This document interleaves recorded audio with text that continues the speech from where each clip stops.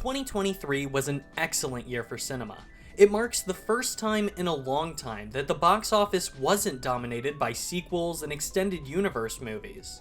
Instead, the biggest financial successes of the year were biopics, original stories, and animated features. On top of that, this year produced some films that I can honestly call some of my personal all-time favorites. So, to celebrate what an excellent year this was, I decided to take a look back at every film that was released this year and rank them from worst to best. Okay, I didn't even come close to actually watching every movie from this year, as that would be impossible. I actually just watched and ranked all of the films pictured here. Oh, also, as we go along, I'll be discussing my thoughts on the best from each of these categories and awarding them one of these. A very coveted PNG of an award that looks vaguely like an Oscar. Now, without further ado, I present my 2023 film ranking.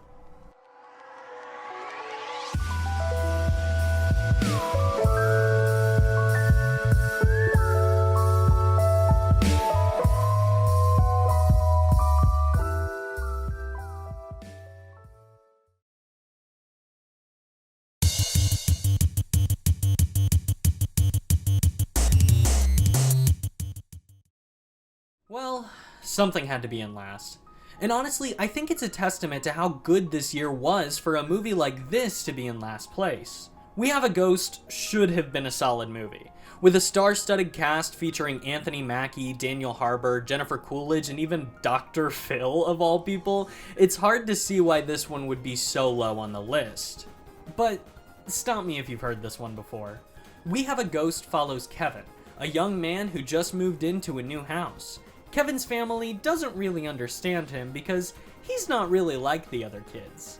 Come to find out, this new house is haunted, and Kevin finds out first. He tries to keep it a secret, but his family slowly finds out. Yeah, at first this seems like a very run-of-the-mill plot, however, they don't stick to it. See, the plot of this movie changes every 20 minutes or so. At first, Kevin wants to find out more about the ghost named Ernest, so the movie is about him researching and trying to help Ernest move on, which is opposed by his dad and brother, who want to make a profit off of Ernest by monetizing YouTube videos about him. However, this all changes when the government gets involved, because there's, actually a secret government task force that's specifically for this. That's not reminiscent of any other movies. And now the movie is about the family trying to hide from the government and press as Kevin and Ernest go on the run. But then it turns out that Ernest was a murderer and a bad guy, so the plot changes to be about Ernest reconciling with the man that he used to be. Then, in a big twist, the man who called Ernest a killer is actually the killer of Ernest, so they fight and kill that guy. Also, Kevin has a girlfriend who he meets and has an entire romantic plot with. Also, Ernest learns that he's a father in the last 10 minutes and goes on an adventure to save his daughter. Yeah, to say this movie is disjointed is a huge understatement.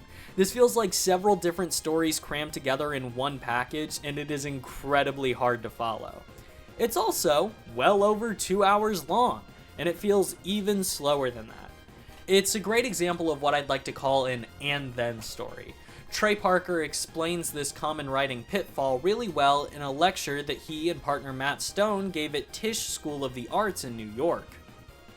We can take these beats, which are basically the beats of your outline, and if the words and then belong between those beats, you're f***ed, basically. You got something pretty boring.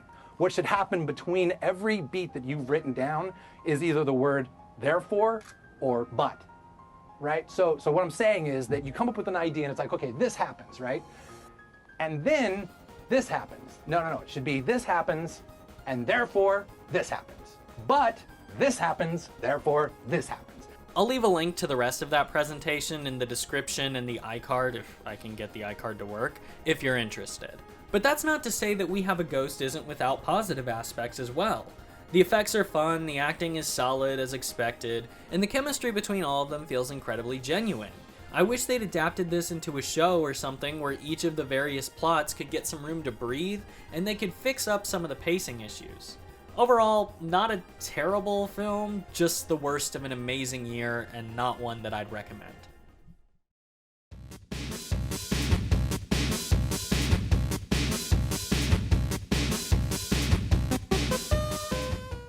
Needless to say, I was incredibly surprised to see the overwhelmingly positive reception for Leo. After it was released, seemingly everyone was comparing it to Disney's Wish, another animated musical from this year, and saying how wonderful it was in comparison. However, as someone who, spoilers, didn't especially like Wish, I have no idea where these people are coming from. Leo is a Netflix original movie starring Adam Sandler and Bill Burr about a lizard named Leo. Leo's a class pet who is coming to terms with his own mortality. At the beginning of the film, Leo learns that his life expectancy is almost up, so he vows to escape and live out the rest of his life in the wild. However, when a young girl in the class takes him home, he learns about her home life and gives her some advice. With newfound purpose, Leo goes back to school and spends the remaining weekends throughout the year helping the students in the class with each of their respective personal problems. It's pretty basic and kind of cute, I guess, but the jokes are incredibly unfunny, and a lot of the songs and later story beats are wholly unnecessary. This is your typical, predictable, liar revealed story that every animation studio and their mom has beaten to death over the years. It's only about 90 minutes, but still manages to drag. Definitely skip this one unless you're just looking for something to shut your kid up for an hour and a half. Next.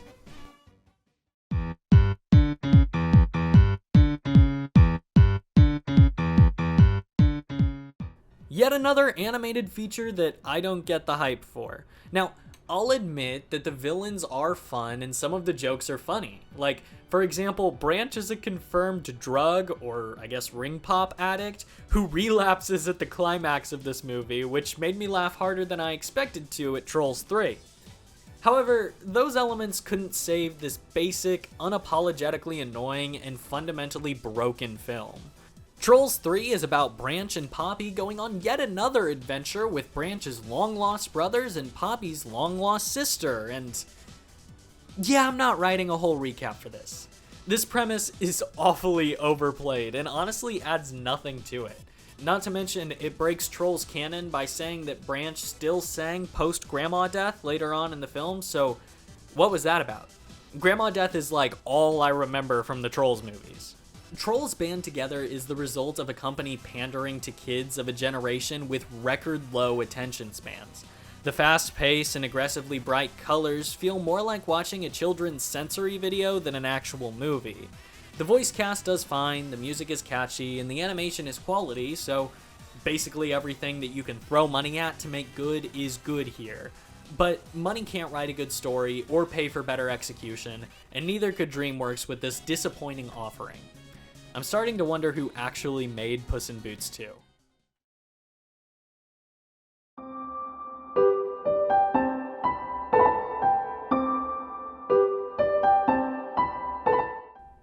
Full disclosure, I have not seen the first Meg.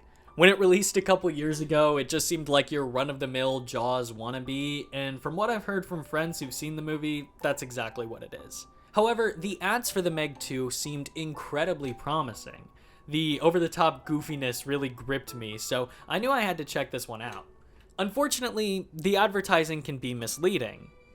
In this movie, generic brand Vin Diesel, an entrepreneur, and a young girl are all studying deep-sea wildlife.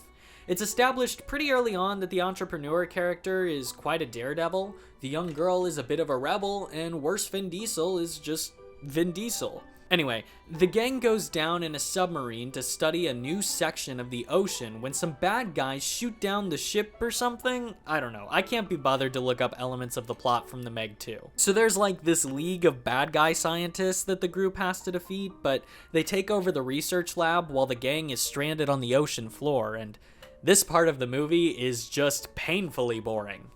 It sort of drags out and kind of feels like the Fast and the Furious, but with fish. With all that said, however, the last half hour of this movie is exactly as advertised. They travel to this theme park area infested with dinosaurs, and they have a huge action climax there. It's campy, off the wall, and some of the most fun I've had with any movie this year, to be honest. But cheesy fun for 25% of an overall boring movie unfortunately can't save it. I wouldn't recommend this one, but if you were to check it out, I'd skip to the end, because that's where it gets fun.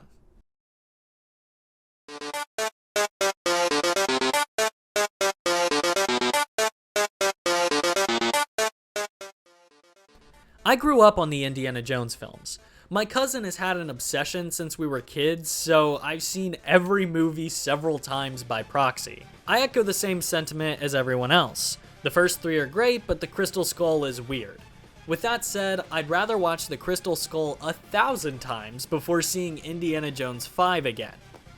Now, to its credit, in this movie we open with maybe the most impressive de-aging technology I've ever seen in my life.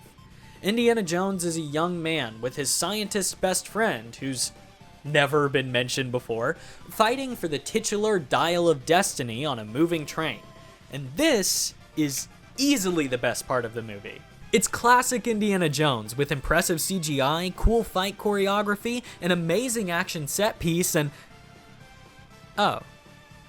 Now he's old and alone. And the rest of the movie shares none of the positive qualities that I just mentioned. Yippee! Now, our action hero is a miserable old man who meets his goddaughter after several long years. Her name is Helena, and she's the daughter of Indy's classic best friend who we met 15 minutes ago and are supposed to pretend always existed. Now, the cool thing about Helena is that despite starring alongside a grumpy old man suffering from depression, she is actually the most miserable and unlikable character in the entire film. She's a thief who only cares about herself, has no chemistry with any of the other characters, is mean to everyone, and always gets her way. That is already the perfect way to write a character that the audience hates, but on top of that, she completely takes over the entire movie and becomes the main character in an Indiana Jones film. What a joke.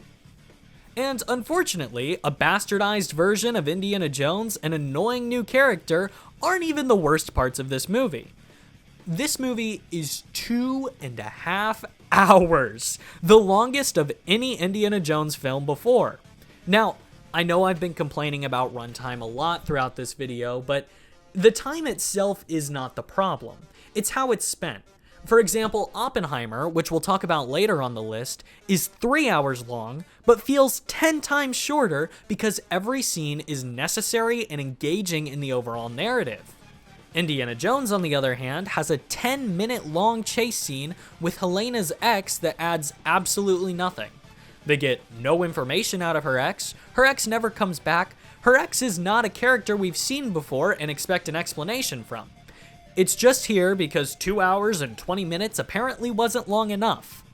And that's just one example of many needless sequences and plot threads that go absolutely nowhere. Even the entire climax of this film is useless. Indy and Helena go back in time, but Indy wants to stay. So they argue about it forever and ever until Helena eventually knocks Indy unconscious and takes him home against his will. So what does that change or affect? Oh, that's right, absolutely nothing. This concept is dropped almost as soon as it's brought up. I realize I've been kinder to films lower on this list, but that's because I didn't expect nearly as much from them. This is a Disney film about Indiana Jones. How could you mess that up? There are so many people who are incredibly passionate about this series, but this movie feels like no one who worked on it even cared. This is a film that was produced because corporate Disney thought it would make money. It's a passionless husk of what was formerly an incredible series. What Disney needs to realize with all of their films is that people love these old movies because they had heart, passion, and love poured into every single ounce of them. That passion is lightning in a bottle, and when you try to force it to strike twice, it'll never work. Speaking of lightning... Such a dumb transition.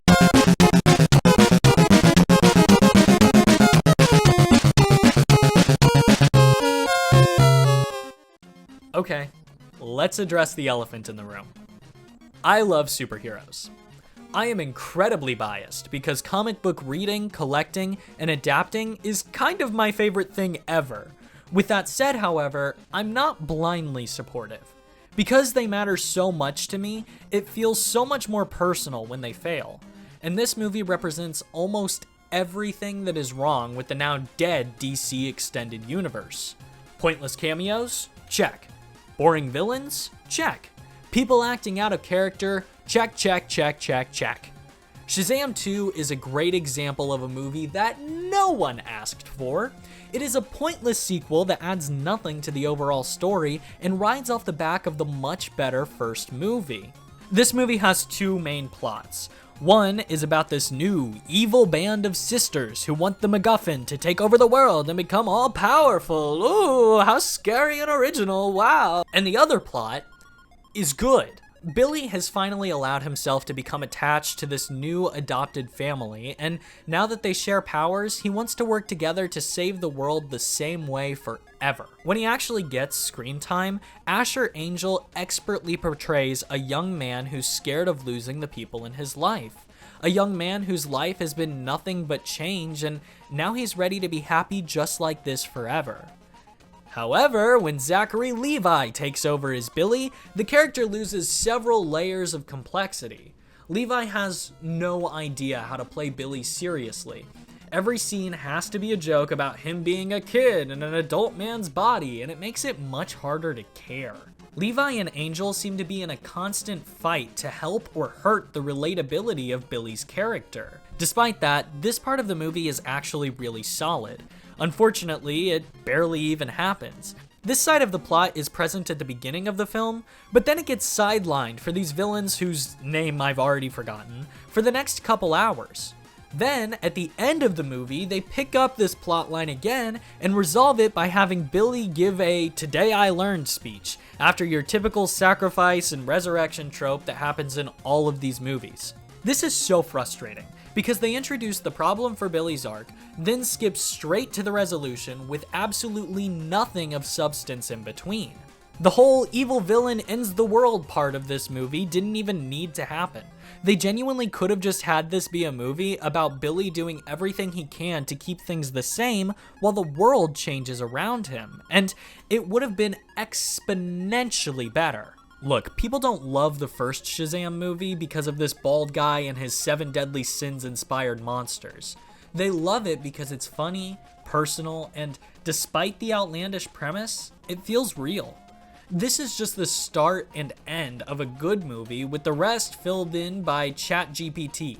Shazam 2 is the one film that makes me feel the most insulted for wasting my time. Absolutely do not bother with this one.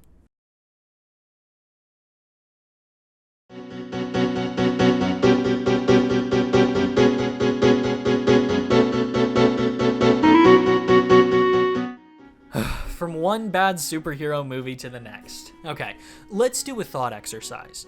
I want you, yes you watching this right now, to think of elements of a bad Marvel movie. Okay, you got them? Yeah, so everything you thought of is probably true about this movie. Look, there are thousands of videos explaining in depth how the Marvel Cinematic Universe fell from grace, and honestly, this movie is the straw that broke the camel's back for me. However, I don't want to waste your time with this one. If you're familiar with this movie, you know what's wrong with it by now, and if you're not familiar, I envy you. Ant-Man 3 sucks.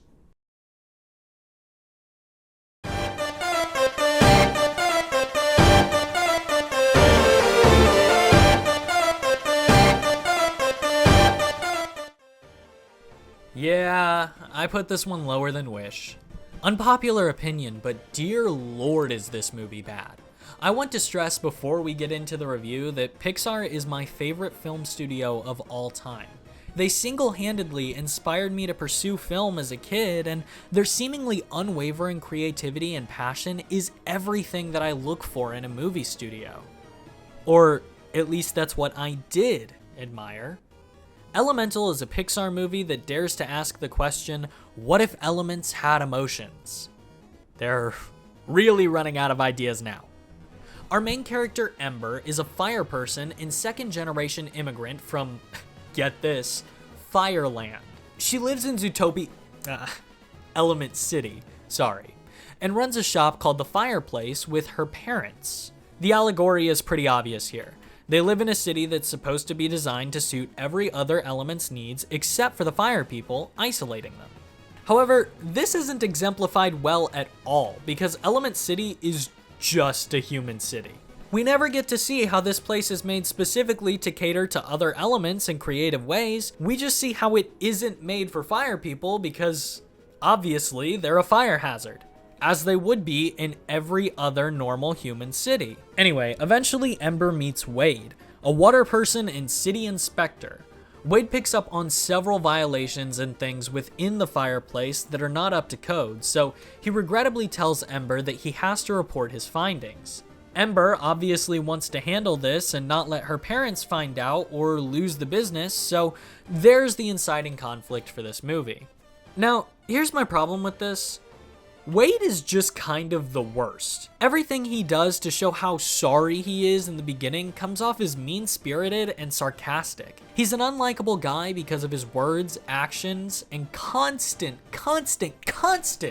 crying over every little inconvenience.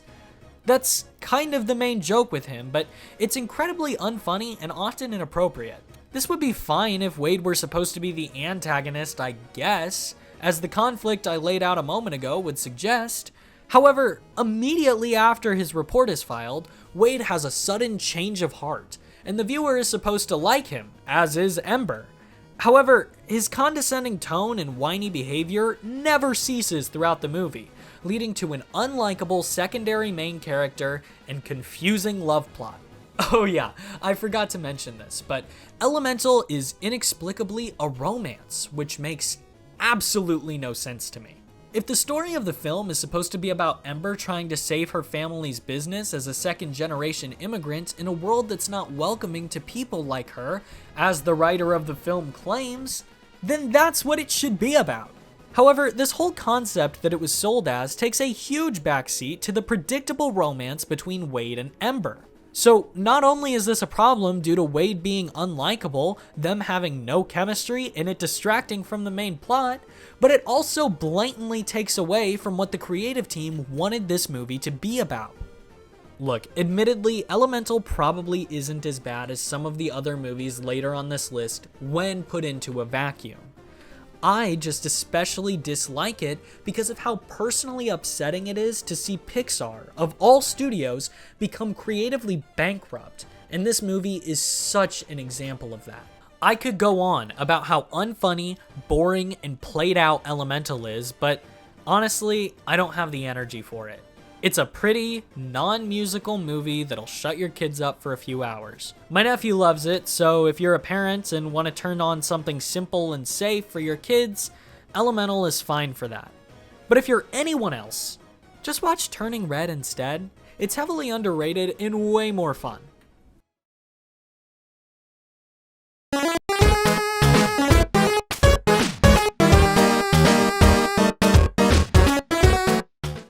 Moving from one Disney movie to the next, The Little Mermaid caused a wave of media attention and even made a splash at the box office, but was unfortunately another shallow attempt at recapturing old Disney magic.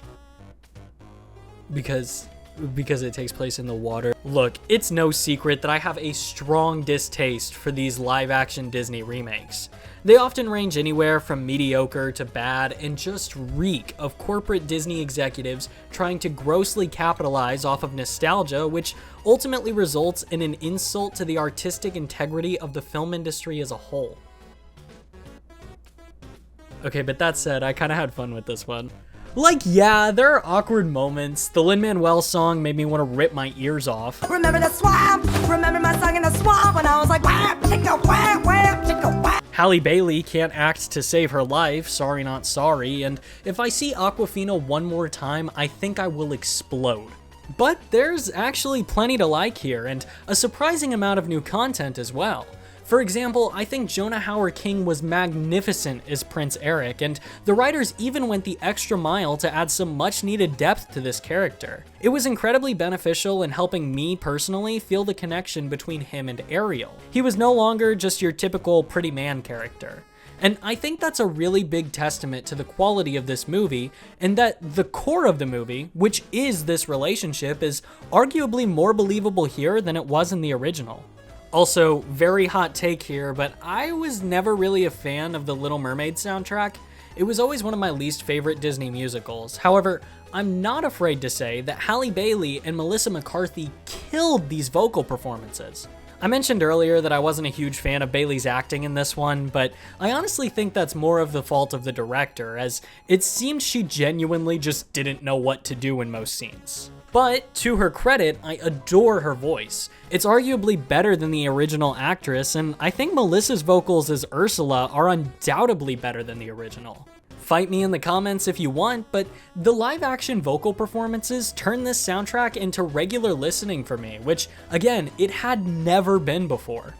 I think the reason I'm being so nice to this movie where I was really harsh on Elemental is because I don't expect to enjoy these movies. So I'm very pleasantly surprised when they're good, but animated Disney and Pixar are always quality, so I hold them to a higher standard.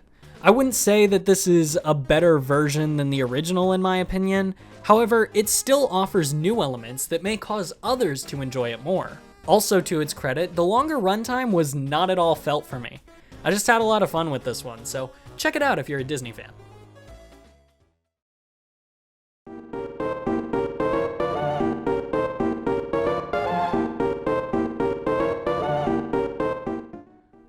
Okay, just getting this out of the way, this review is going to ignore how terrible of a person Ezra Miller is and will only focus on the Flash movie.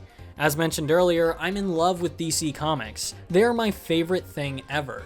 Superman, Batman, and the Justice League mean more to me than words can express, but the Flash sucks. It doesn't suck as bad as other people say that it does. I think a lot of the heavy criticism was inspired by the lead actor being the most hated person in the world, but it really wasn't as terrible as people seem to think it was. This is a take on the Flashpoint storyline from the comics, just with a few things changed, so it can be more like DC's answer to Spider-Man No Way Home. The movie follows Barry Allen, better known by his superhero alias The Flash, and his struggle to prove his father's innocence in a case surrounding his mother's murder.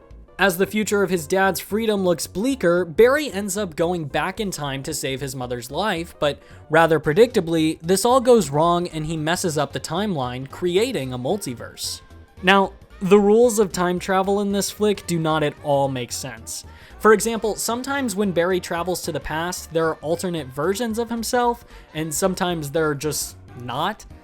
Sometimes when Barry goes back, he winds up in a completely different universe, and sometimes he does not.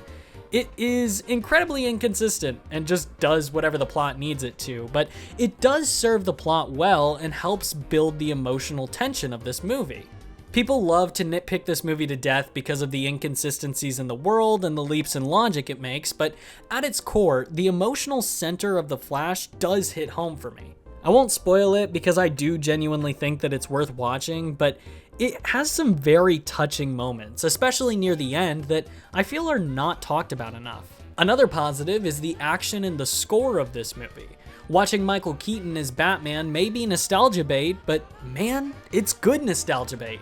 Hearing Danny Elfman's score from the '89 film reprised while Batman swoops down into a hail of gunfire and effortlessly takes out bad guys is probably my favorite thing to ever come from the DCEU.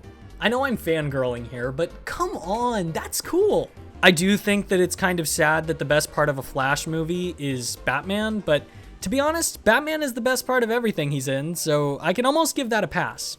Also, beyond that, I really did enjoy the Zod fight at the end. It was solid and pretty creative despite it breaking the previously established time travel rules again, but I digress. In terms of the acting, Ezra is the main person to look at here. It's mostly fine, sometimes really bad, sometimes kinda good, mostly just whatever though. I don't think Ezra is a good enough actor to not recast though, just saying. If you want a more comprehensive look at everything wrong with The Flash, Your Movie Sucks made a great video covering all of its many problems, but I still maintain that this is a pretty mid-movie overall, and not nearly as terrible as people make it out to be. If you think you might like it, you probably will. If you think you won't, then you definitely won't. A good alternative, though, is the animated Flashpoint adaptation on Max. It's nothing mind-blowing, but it sticks pretty close to the source material, and it's much shorter.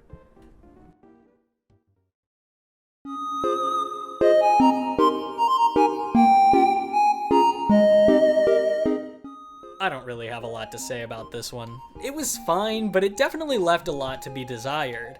It's cool that they had Stan tell his life story from his perspective, but as a huge fan of this man who studied his life extensively, there is so much left on the table that I would have loved to have seen expanded upon. Stan Lee is a really big inspiration for me, and I hope that one day a more in-depth documentary will be made about his incredible life. Also, just saying, the visual aids in this doc were kind of weird. They were like these 3D models, which, what a missed opportunity to illustrate his life through original comic panels. I know that's a weird nitpick, but I just think it would be cool.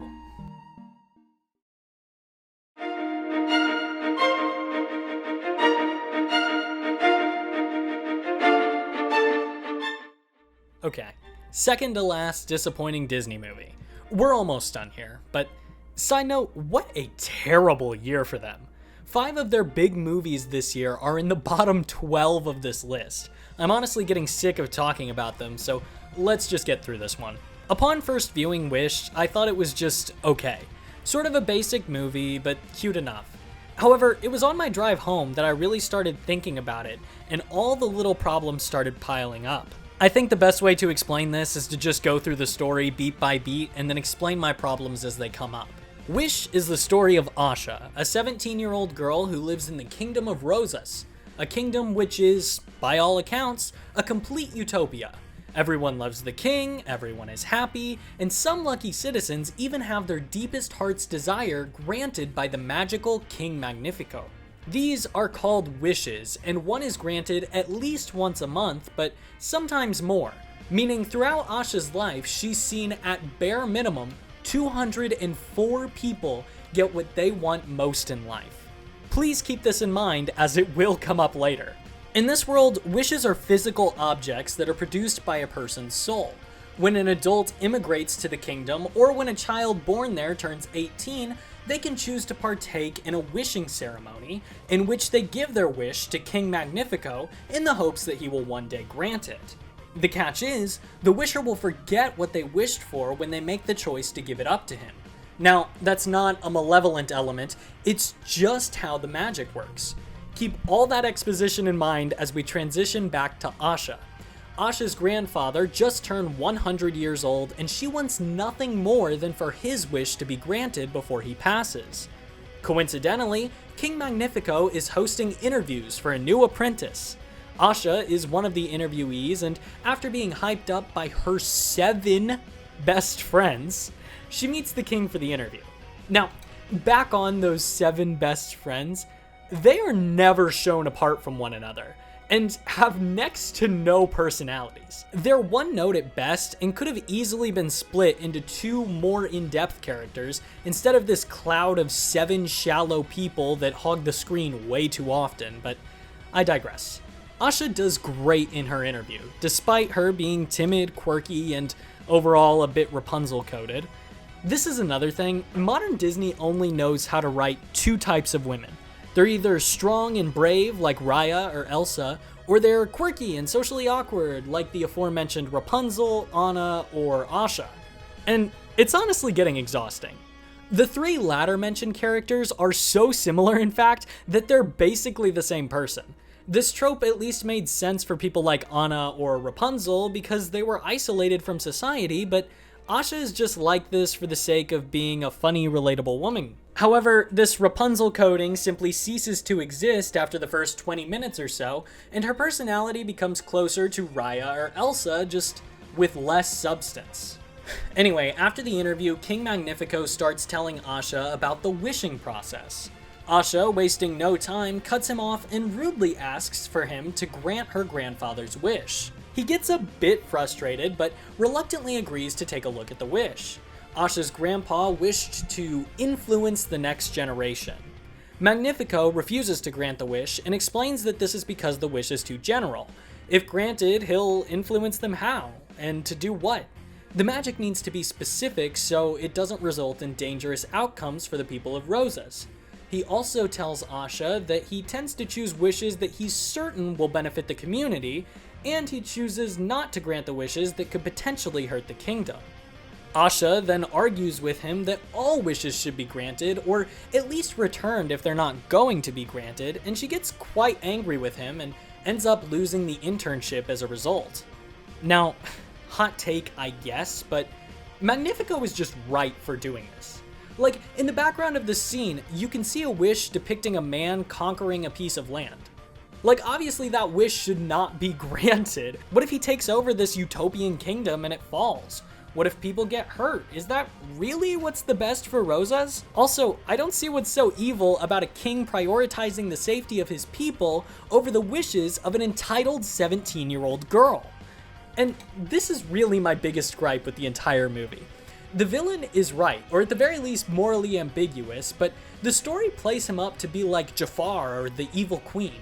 Even his villain song isn't really a villain song. Where movies like The Lion King had Scar singing to manipulate and control an army of hyenas to take over, Wish's villain song is sung by Magnifico in private to himself as he laments about feeling underappreciated.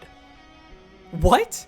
In what world is that evil or cunning? That's just him being understandably upset because he devoted his life to the people of Rosas, and now they feel entitled to a wishing ceremony every single day while he's still trying to not only make dreams come true, but also be the sole monarch of an entire nation. Again, I want to stress that these citizens are happy under his rule and they willingly gave up their wishes knowing the consequences. Magnifico is right, sorry not sorry. Furthermore, Asha is just incredibly unlikable at times. Like, after learning her grandpa's wish will never be granted, she proceeds to remind him of what it was and then tell him that it'll never happen, crushing his dreams right in front of him despite him asking her to please not tell him. Then, when he starts to cry and get upset with her, she runs off and has her "No one understands me" and "What I want" song.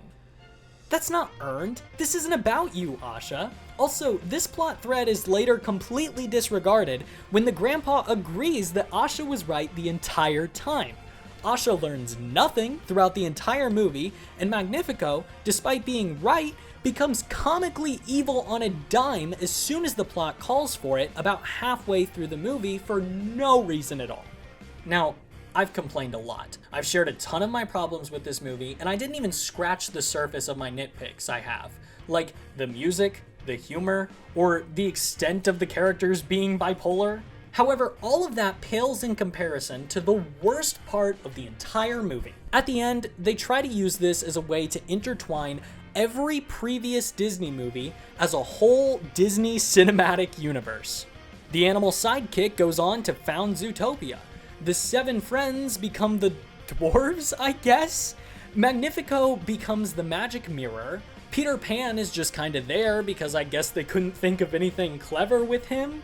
And Asha becomes the fairy godmother. The end. What a crappy fanfiction ending. Tying them all in like this is so unnecessary and annoying. Not everything has to be a shared universe. Stop trying to shoehorn this stuff in where it doesn't belong. Especially because, as mentioned earlier, it leads to an overstuffed cast, collective groaning from the audience, and a huge break in the pacing of this movie to nod to other movies for 5 minutes at the end for, again, no reason. But all in all, the movie was fun. It's a ChatGPT generated Disney movie, and if you want to watch something you don't ever have to think about, then I guess this is enjoyable enough and competently made. I just personally hate it. A lot. Chris Pine kinda ate, though.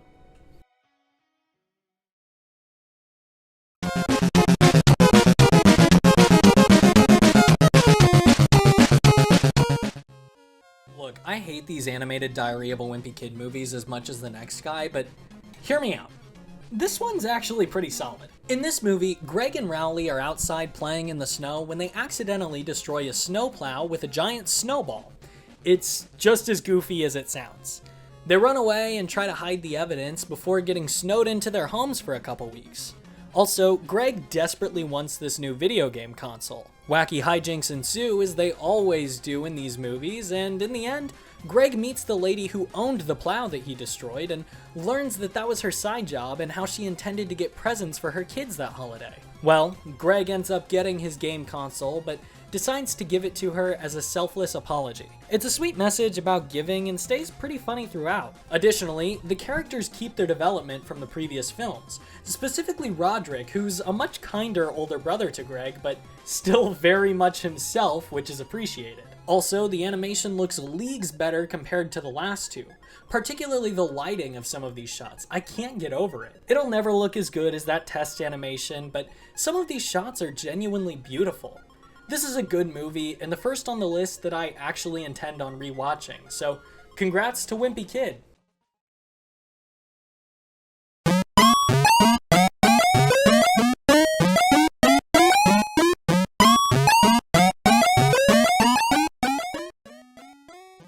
Okay, I know this is super unprofessional, but I genuinely don't remember a thing about this movie, and descriptions online are not helping to jog my memory.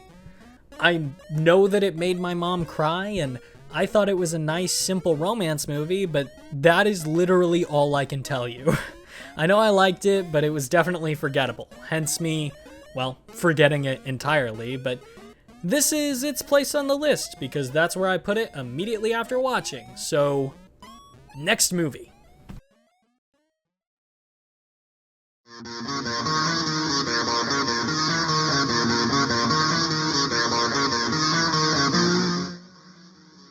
Merry Little Batman is yet another animated Christmas movie that I didn't really expect to like, but I was pleasantly surprised. Taking inspiration from Home Alone, Merry Little Batman follows Batman's son Damian through his first adventure as a superhero.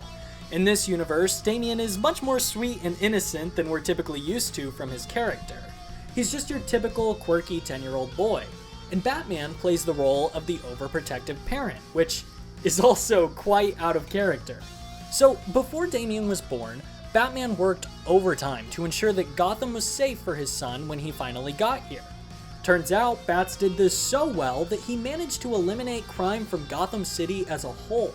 So, when Damian was born, Bruce hung up the cape to instead become a full-time father. Over the next 10 years, Damian grew up idolizing his dad and desperately wanting to become the next Batman, but crime fighting is dangerous, and there's really no point anymore since crime has been eliminated altogether.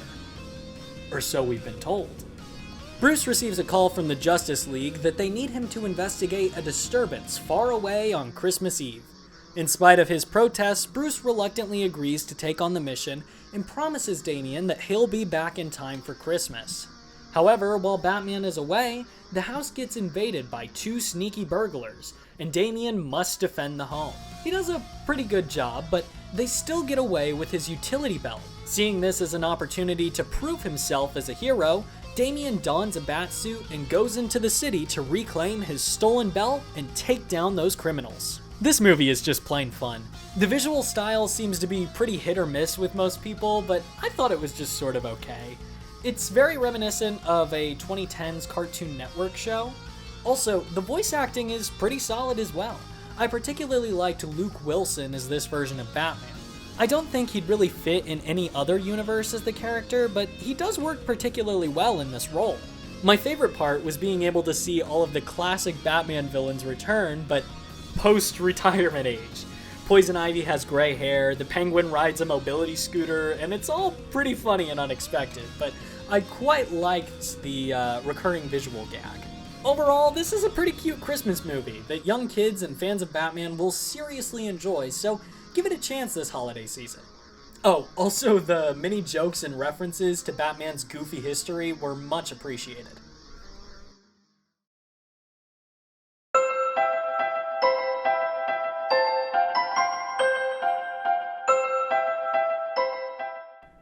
Okay, I've got a lot of feelings about this one, so strap in. Saltburn is about several different things. Our main character Oliver moves into his dorm for his first semester at Oxford University, While there, he meets Felix, a charming, womanizing aristocrat who Oliver seemingly falls in love with. After Oliver tells Felix that his life is just so hard because his parents aren't nice to him, Felix offers to let Oliver stay with him and his family at their mansion over the summer. He accepts, and hijinks ensue. If you've heard of this movie, it's probably because you've heard about the explicit sexual scenes, like the bathtub, period, or graveyard scenes. If you don't know what these scenes are, I'll spare you the details. Just know that they add absolutely nothing to the story and only serve to shock the audience and hold their attention, much like how Subway Surfers accompanies Family Guy funnies. Saltburn is the film equivalent of a child who just learned how to curse for the first time. It depicts needless, senseless vulgarity just for the sake of it. Saltburn is a perfect example of insecurity in filmmaking. There are excellent aspects of this movie that can't be allowed to speak for themselves, as they are constantly being interrupted with pointless shock value scenes that don't advance the plot and make up a disgusting amount of the already long runtime. It just reeks of desperation to make headlines. The film comes to a head when, after this long setup, Felix and Oliver visit Oliver's parents, and Felix learns that they're actually kind, very wealthy people who are both still alive, contrary to what Oliver had told him. Felix gets understandably upset about this and tells Oliver that he has to leave after that night. So Oliver follows Felix and kills him. Initially, this seemed like a "if I can't have you, no one can" kind of motivation. A crime of passion, you know? And if the film had ended there, it would have been infinitely better, but unfortunately, there was still a lot of runtime. Oliver proceeds to kill his entire family in some pretty confusing ways. Like, with the sister, she finds out that Oliver murdered her brother and confronts him about it. But then, her brother being killed in cold blood apparently really gets her going, because she proceeds to have sex with the man who she just accused of killing Felix. Now, I think this is supposed to show you just how sly and manipulative Oliver is, but it only comes across as confusing and weird. Like, no one would behave this way under any circumstances, ever. Anyway, by the end, we learn that Oliver never really loved Felix to begin with, and instead just did it all for money, which he already had, because he has a rich family and attends Oxford. Do you see why this makes no sense? You could have easily written that he kills Felix, then stays with the family in the mansion and takes over Felix's entire life with his family due to Oliver's infatuation. Or you could have still done the money twist, but cut the parent scene so the motivation is still sort of believable. There are about 1,000 better ways this movie could have gone. The screenplay feels like a first draft. I do genuinely have a lot of ideas on how to rewrite this to better suit its themes, but maybe I'll make a video on it one day, so I'll save most of my suggestions for that if it ever happens. Despite that though, this movie upsets me most because of the raw talent behind it. Barry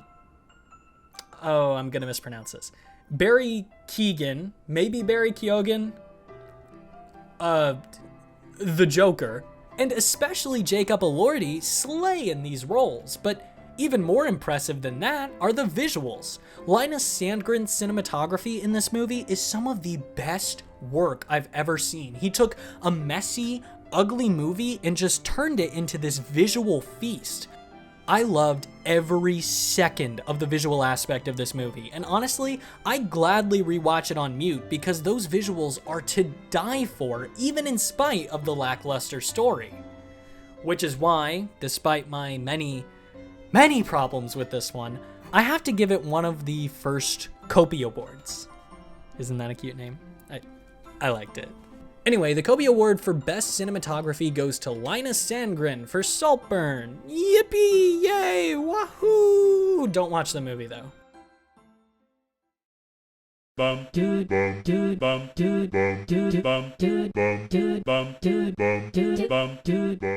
Did anyone else forget the Cocaine Bear came out last year? It feels like so long ago at this point, but maybe that's just me. Anyway, Cocaine Bear is exactly what it sounds like. A bear gets into some cocaine and then goes on a murderous rampage, and call me crazy, but this is honestly one of the best horror comedies I've seen in a long while. It's not particularly deep or anything, but it's a ton of fun. Imagine that last 30 minutes of The Meg 2, but even more gory and throughout the entire duration of the film. The jump scares actually feel kind of fresh and add to the humor for me. Also, I did genuinely find myself caring for some of these characters, and that's due in large part to the excellent campy acting of the cast. Genuinely have nothing bad to say about Cocaine Bear. I'm just a big fan of this silly movie.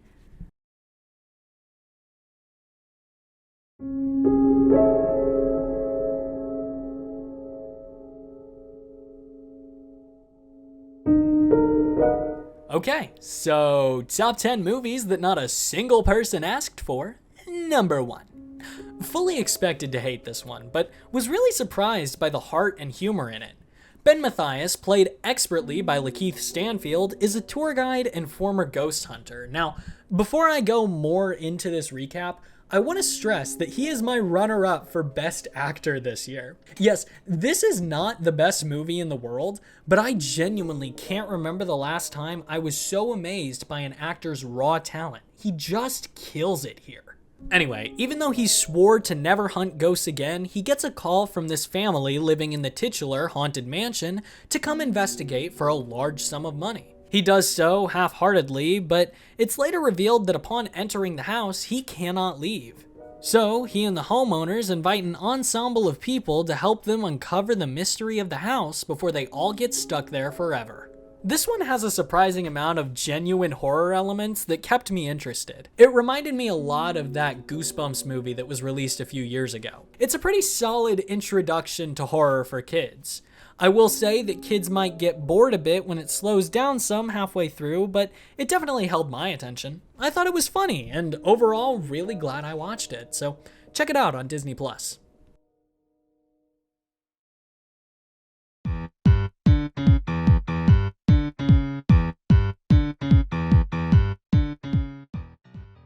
I adore campy horror movies, and Megan feels like a return to form for the genre. Megan got a ton of mixed reception upon release because, in my opinion, people didn't understand the comedic aspect of the film. Megan is not a horror movie that takes itself seriously and thus should not be reviewed as such. Many critics I saw complained about how the scary parts of the movie were actually quite funny, which confuses me because I'm fairly certain the intention was to be campy and humorous while playing it completely straight. It just seems to me that the joke went over some critics' heads. That said, let's get into why I like this movie. Megan is about a toy designer named Gemma, whose sibling dies in a car accident with their spouse. After this tragedy, Gemma's niece Katie moves in with her. Gemma creates a robotic AI doll modeled to look like a little girl named Megan. Megan is sold as the next big thing because not only is she entertaining, but she can also help parent children while the family relaxes. The allegory here is clear, but still expertly handled. This is a movie about technology raising the next generation more so than parents, and judging by YouTube Kids and the state of Gen Alpha, I'd say this is a pretty good horror concept. As per usual, the doll turns evil and Gemma has to stop the sale of Megan's and save Katie from her own creation. I love the humor, I love the allegorical undertones, the cinematography and acting is solid, and this is just overall a really enjoyable horror movie. Blumhouse's output this year wasn't anything mind-blowing, but they were all pretty good, fun movies. I can't wait to see more of what the studio has to offer. On that note,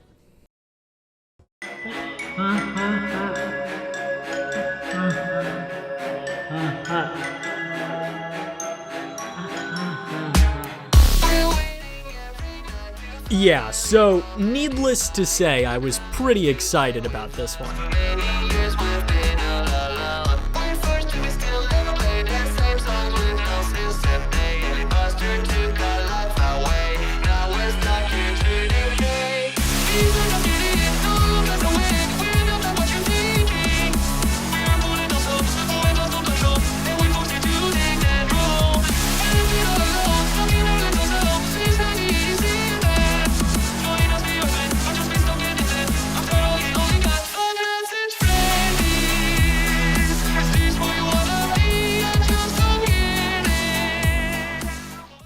This was my most anticipated movie of the year, rivaled only by Barbie, which we'll get to later.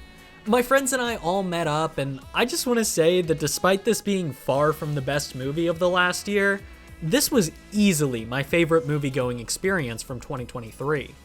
So, what's Five Nights at Freddy's about? Well, I have a 50-minute video on that very topic that you can check out if you want, but this adaptation strays away from that quite a bit. This movie is about Mike Schmidt, not Afton. Mike is a security guard at this mall, right? But one day, he mistakenly believes that a boy is being kidnapped and kinda sorta assaults an innocent man in broad daylight as a result.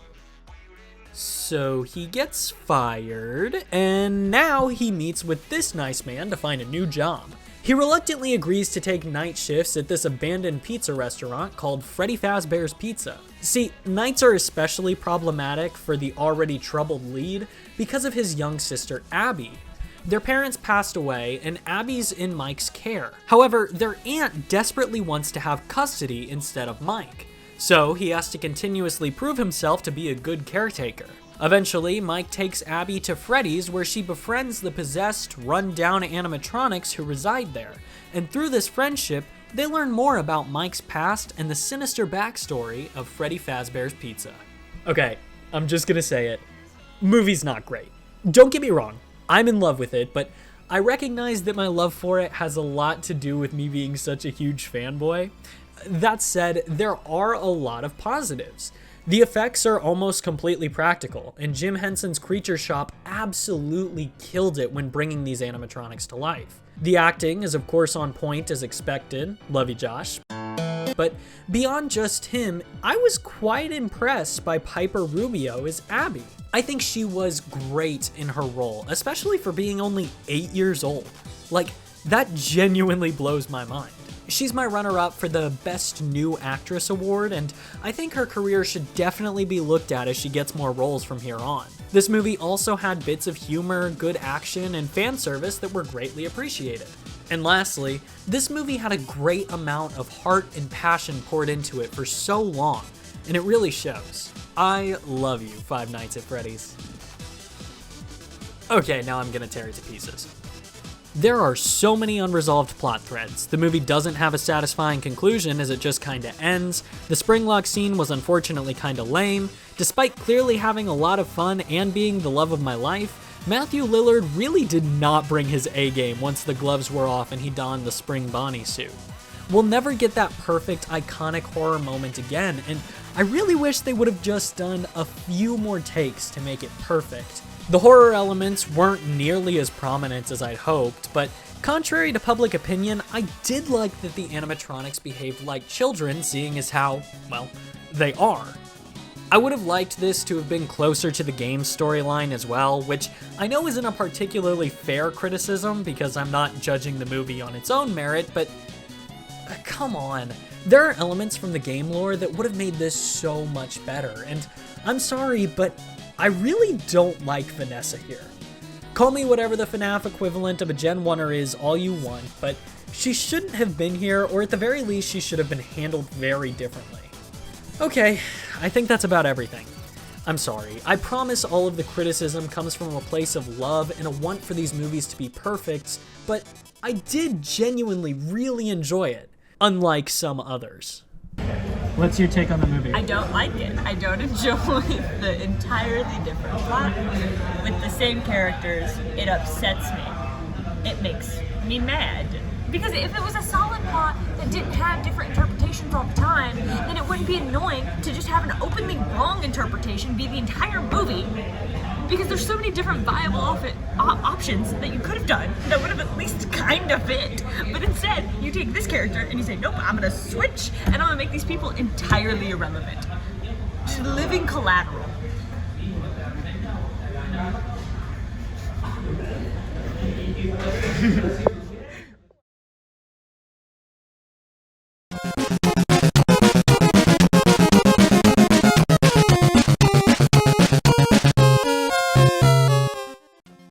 Jennifer Lawrence stars in what's surprisingly her first ever rom-com film as Maddie, an Uber driver whose car was repossessed, leaving her no way to make the money that she needs. So she starts searching for cars when she finds one on Facebook that comes at an interesting price. The helicopter parents of a 19-year-old geeky boy are offering a car to any beautiful woman willing to date their son for a few months to bring him out of his shell before college. Maddie, being a beautiful woman, takes the opportunity, and as you've come to expect by now, hijinks ensue. This movie is a return to form for those cheesy 90s and early 2000s rom-coms. It's goofy, fun, and honestly pretty hilarious. I really did enjoy the humor of this film. Lawrence is great as expected. Feldman is a name I'd not heard before this movie, but he also killed it, and I genuinely felt for all of the characters. Pretty well-rounded movie. I guess I don't really have much else to say here. It's a comedy film that's funny, so what more could you really ask for?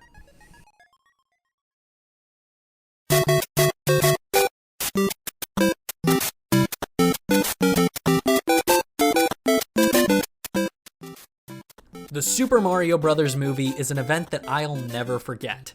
As a kid, Mario was my primary special interest. I can even recite every line from that crappy 90s Mario movie with Bob Hoskins, so Mario's release was naturally a peak life moment for me. So after watching it, I was pretty excited to learn that this movie is actually really good. Despite being so close to the middle, the Mario movie is easily the best family movie of 2023. This movie follows the Mario brothers. Plumbing's their game, and they found a secret warp zone while working on the drain. But when Luigi gets lost somewhere in Bowser's fiery kingdom, the princess lends them a hand in the Mushroom Land. Now, Evil Koopa and his Troopas were up to misbehaving. They kidnap Luigi, and the Mushroom Land needs saving. This movie was amusing and confusing, but ultimately, everyone discovers that they can't help but be hooked on the brothers. Okay, for real though, the Super Mario Bros. Movie boasts surprisingly beautiful animation, fan service, an incredible voice cast, and my favorite original song from any film this year. It's fun, it's goofy, it's the best Illumination movie ever, and I had a huge grin on my face the entire time I watched it. It's on Netflix now, so please give it a watch. I've seen it like 5 times at this point.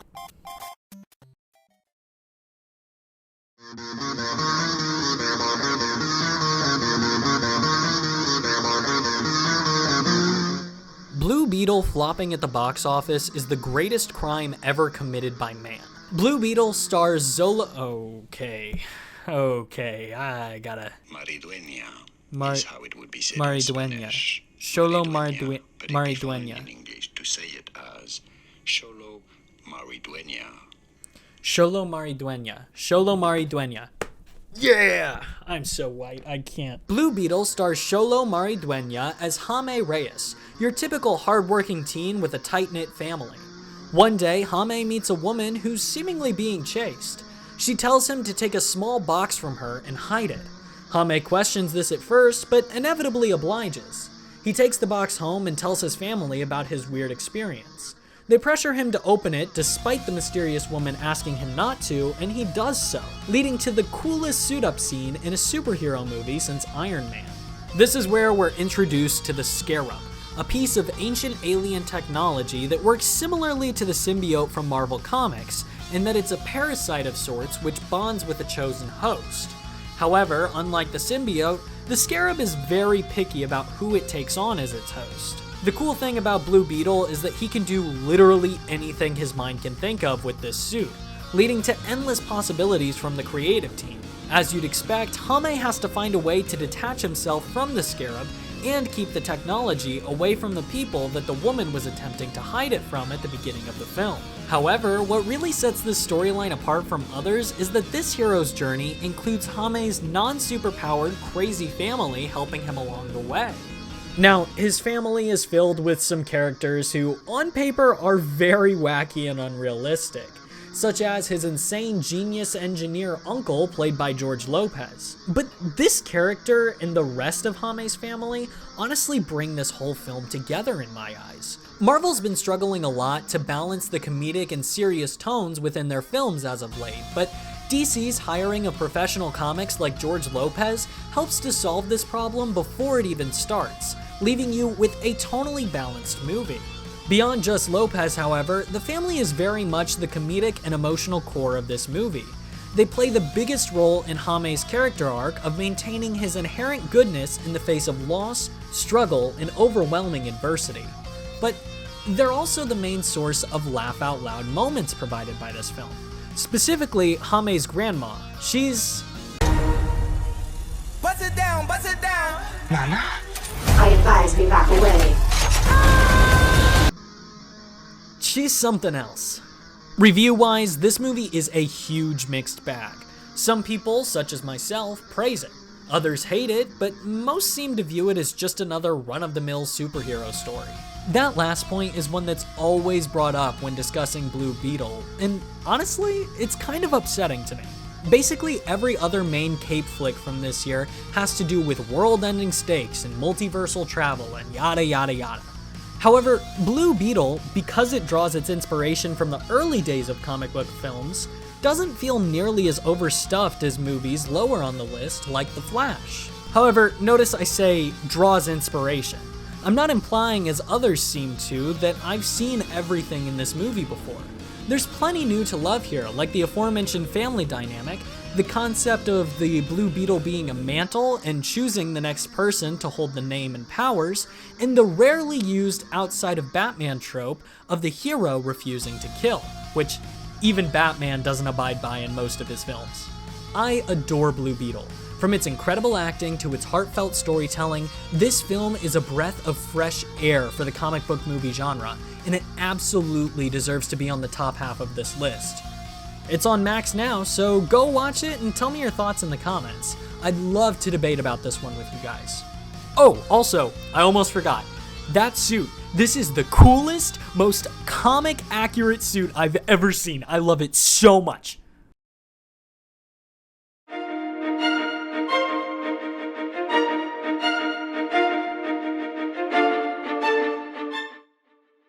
This is the most I've ever cried at a movie. If you're looking for a sob fest, A Good Person is my top recommendation. A Good Person stars Morgan Freeman and Florence Pugh in what very well may be her best performance ever, Oppenheimer included. This is the story of two broken families working to overcome their addictions, which resulted from a shared tragedy. Florence Pugh, or Allison, was engaged to the love of her life, Nathan. One day, while doing some distracted driving, she gets into a serious car accident, killing her would-be brother and sister-in-law. After this, the movie cuts to 1 year later. Allison is addicted to pills and suffering from severe depression, while Nathan's niece Ryan is living with her grandfather, played by Morgan Freeman. Now, at first these connections are not all clear. It takes a while to truly understand who everyone is in relation to each other, and while some may see this as poor writing, I personally view it as a way to keep the audience engaged and continuously deliver aha moments in a story that otherwise wouldn't have any. Anyway, eventually their paths cross, and the grandpa named Daniel does his best to open up to Allison. He had been doing some soul searching and wanted very much to forgive her for taking the lives of his children. Obviously, not an easy thing to do. And that's all I want to tell you about the plot. I really do think that you should check this one out. It's streaming now on Amazon Prime and is really worth it. You'll come to notice as we go further up the list that something I really appreciate are movies that feel real. This movie does that very well because, despite the title, no one in this film, except maybe for Nathan, is a particularly good person. They all have their own issues, baggage, and twisted motivations that cause them to do bad things, yet they all desperately want to be good people. I think there's a lot of realism and beauty in that. These people are only human, and the film does an excellent job at showing that. Never, as an audience member, did I really judge any of these characters because it so expertly builds up empathy for them. This film was written, directed, and produced by one guy, and I think that's kind of amazing, so huge shout out to Zach Braff for that. He will not be the only director and writer that I honor going forward. The biggest thing that this movie has going for it is, of course, Florence Pugh. She killed this role, and you can tell she learned a lot about the symptoms of opioid addiction before going in because of the subtle changes she experiences between scenes. You can tell based on minor hints in body language and speaking patterns when she's clean and when she's not. That, on top of the amount of emotion she brings to the table and her excellent chemistry with Morgan Freeman, really makes this stand out as what I personally believe is her best role. This is a performance that, if watched by the right people, could very well change lives. It's that good, and because of that, I can confidently say that she's my pick for Best Actress of 2023 for her acting in this film. A Good Person is overall an excellent character study that is particularly special because of its remarkable acting. Critics didn't love it, but I did. Watch it if you need a good cry.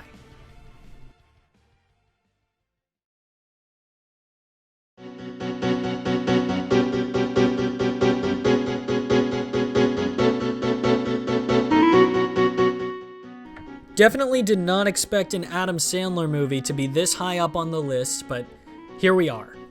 In a time when anti-Semitism is more widespread than it has been in a very long time as a result of the media giving a platform to hate speech, Adam Sandler and his family deliver an excellent coming-of-age comedy surrounding Jewish culture, specifically the tradition of bar and bat mitzvahs, which, for the unaware, is a religious tradition and celebration of a child turning 13 and being recognized as an adult within the Jewish faith. It's sort of like the sacrament of confirmation within Catholic tradition, but if that was a lot more fun. I think this film does a lot for normalizing Jewish representation in the entertainment industry. And while I normally wouldn't comment on things like that, there was an overwhelming amount of hate thrown in the direction of anything related to Judaism around the release of this film, and I think that it's not only admirable that they dropped it regardless, but also incredibly helpful for people to see a movie from the point of view of those who are different from them. Or, alternatively, I saw a lot of young Jewish people responding positively to this movie, which must have been a breath of fresh air considering the type of content related to Judaism that was being pushed at the time, but I digress.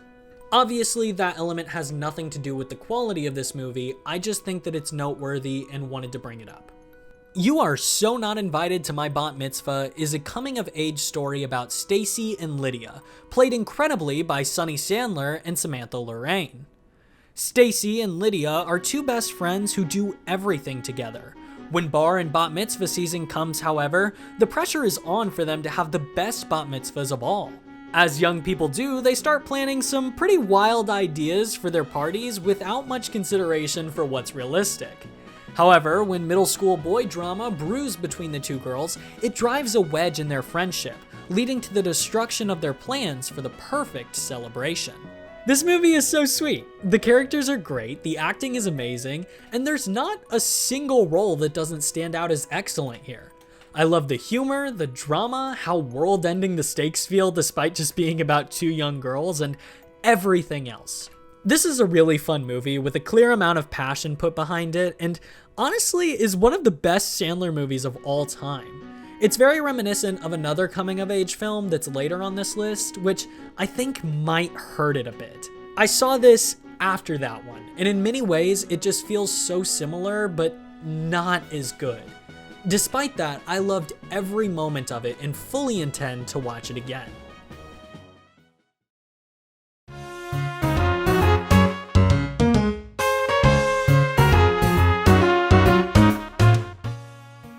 I hate Wonka so much. You know how badly I wanted to tear this movie apart? I was really looking forward to a movie that was so bad it's good, but I was unfortunately left with something that was just plain good. Wonka is a prequel to the Gene Wilder film Willy Wonka and the Chocolate Factory, in which Willy first travels to the big city to make something of himself as a chocolatier. But when he gets swindled by a couple of crooked hotel owners, Wonka has to find a way to purchase his freedom. He also milks a giraffe for like 10 minutes of this movie. 8% of the total runtime of Wonka is just Willy milking a giraffe. Anyway, this whimsical and quirky musical is fun for the whole family, and Timothée Chalamet as Wonka is surprisingly very charming. He smashes this role, and proves that he can be more than just a typical adult drama actor. Other than Chalamet though, every other actor is great in this movie, with just one exception that we'll get to later. I especially loved the villains. See, on top of the hotel keepers who basically kidnap him, Wonka must also defeat these three cartoonish villains who make up the Chocolate Mafia. No, I am not kidding. The three of them are genuinely the best part of this film. They're so silly, delightfully evil in a goofy way, and a lot of fun. These actors all know what their role is, and they kill it here. The only actor I think did poorly is Hugh Grant as the Oompa Loompa. Every time he's on screen, he looks like he's fighting the urge to off himself, which ironically makes this movie 1,000 times funnier. Wonka is an expertly crafted film adaptation of a ridiculous fever dream. You really have to watch it for yourself to understand how it can be so off the wall and competent at the same time. Wonka goes hard. But okay, if you watch this movie, please just skip past the giraffe milking. Who approved that scene?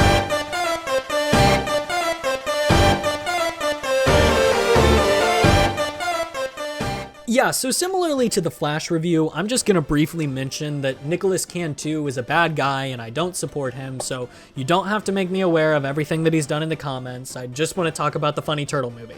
Cool? Cool. Anyway, why is Seth Rogen the best Hollywood producer working right now? Like, he is seriously attached to some of the best projects of the decade, this included. Good on him. Teenage Mutant Ninja Turtles Mutant Mayhem is finally an animated theatrical Turtles movie. The live action ones were always kinda... maybe I'll fight Apollo and maybe I won't, you know? What do you think? Hey. Yeah. This is an origin story for the Turtles, who, in this adaptation, are sheltered teens who are obsessed with human culture and learning about our world. However, being mutants, they don't believe that humans would accept them. That is, until they meet April O'Neil, an unpopular high schooler and aspiring reporter who the Turtles save from some bad guys. April convinces them that the people could love them if they were portrayed in the correct light. So they conspire to work together. April will break their story and portray them positively as heroes, and they'll take on the crime of New York City. However, the Turtles end up uncovering a plot by some other mutants to overthrow the city, and it's up to the Turtles to stop them. Let me just say, I love everything about this film. The gorgeous, scratchy comic book visuals are obviously a huge standout here, drawing inspiration from Spider-Verse, but still, managing to be distinct enough. Though they do even more than just that. My favorite element of the film is the voice cast. The boys were in the recording booth together and encouraged to improvise, which made them very believable as brothers and young teenagers, which other adaptations seriously failed at. They're just goofy kids, and this style of recording emphasized that a lot. The humor is also amplified because of this, and a lot of that comes from their general childlike nature and naivety. They really knew what they were doing when crafting this movie. I was also in love with their use of the soundtrack, specifically that No Diggity sequence. Gave me chills. This is definitely a different take on the Turtles, but is honestly better in my opinion compared to the others. There's not a lot to that take, as all versions are good. This one just sort of appealed to me the most. I did have one big issue with the film though, and that's that it kind of beats you over the head with the theme instead of letting the audience draw their own conclusions. It's a minor criticism, but I hate when movies with a younger target demographic don't treat the viewers as intelligent enough to put together the moral of the story on their own. Kids are smarter than you'd think, and this kind of thing is just a little annoying to me personally. Other than that though, I really had a lot of fun, and it made me very happy to see that at least some animated movies made it towards the top of this list, since Disney and Pixar sort of dropped the ball this year. That's not to say that this is the last animated film on this list, but don't expect too many more.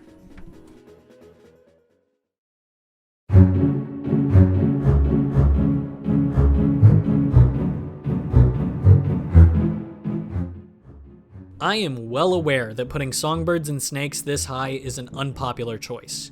People tore this movie to shreds when it came out, but I honestly think that this is a very underrated and misunderstood film. We'll get into my defense of the movie later, but first let's recap. With the 10th annual Hunger Games on the horizon, a young and poor Coriolanus Snow is about to graduate top of his class and win the highly coveted Plinth Prize, a huge sum of money that will pull his family from poverty single-handedly. However, the rug is pulled out from under him when the credentials to win the aforementioned prize are changed.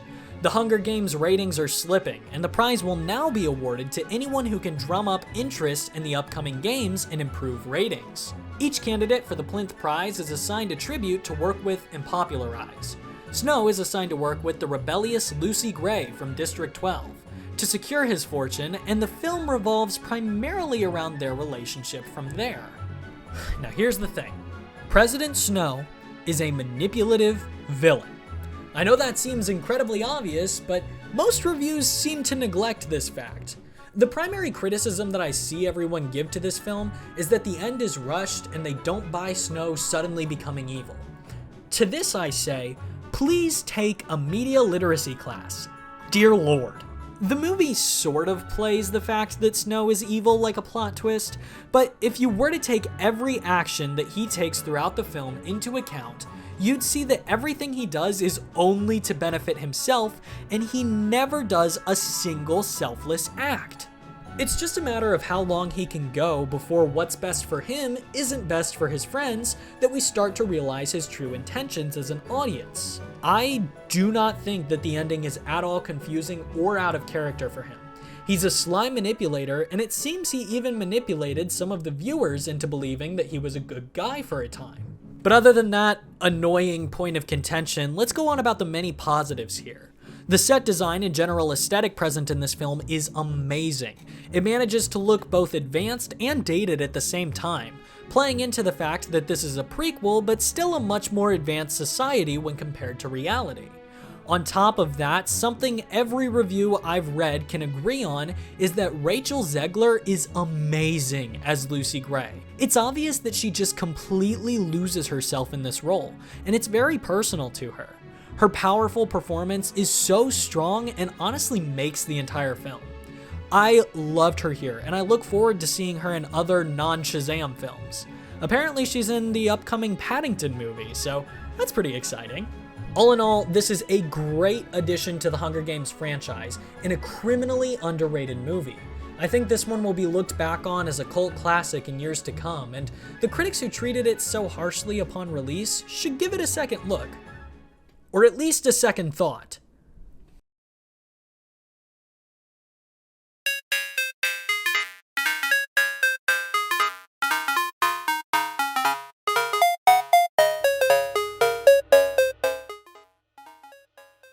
Yeah, I didn't see this one coming either. I mean, a video game adaptation being this close to breaking the top 10 is unheard of, but trust me when I say that this is one of the most heartfelt movies of the year, and it spent a considerable amount of time in my top 10 before just narrowly getting edged out by a couple of excellent films to come. This movie ultimately boils down to the relationship between Jan Mardenborough, played by Archie Matakawe, and Jack Salter, played by David Harbour. I do find it funny that these two also starred in movies that I was pretty aggressive towards earlier, but despite that, they're pretty great here. Anyway, Yun is a gamer who specializes in the racing game Gran Turismo. He desperately wants to become a real racer and displays some genuine talent, but of course, his dad thinks he's throwing his life away by just playing video games all day instead of chasing an actual job or education. However, when Sony hosts a competition for the most elite Gran Turismo players to get a shot at being actual racers, Yun quickly jumps on the opportunity. He gets picked, and the remainder of the film is about him becoming a racer alongside his coach with a hard exterior, played by David Harbour. Okay, let's talk about these performances. David Harbour was made for this role. He's great. If you told me that this is just how Harbour is in real life, I'd completely believe you. He really embodies this character and makes him feel alive. Like, it feels like I know this guy. His chemistry with the main character is great. They have an amazing father-son-esque dynamic that blossoms over the run of the film and feels so natural. On the main character, by the way, Archie Matakawe is my pick for the best new actor. He's only been around for the last few years, and his performance in this film and even Saltburn is honestly some of the best acting I've seen in a long time. This movie's story is pretty emotional, but there's no way I would have been this invested in it had it not been for his incredible range and believability here. My main gripe with this one, and the only thing that really holds it back for me, is Yun's paternal relationship. At the end, they play it like this whole film was about him wanting to impress his dad and prove him wrong, and while that is very clearly a motivation, there aren't nearly enough scenes here to really make this arc feel like a satisfying conclusion. It's just conflict and resolution without much in between. I would have loved it if they'd added just a little bit more to that, but again, that's just a nitpick about one element of a great film. Gran Turismo is heavily underrated and deserves to be seen by a wider audience. It just made its way onto Netflix, so why not give it a shot?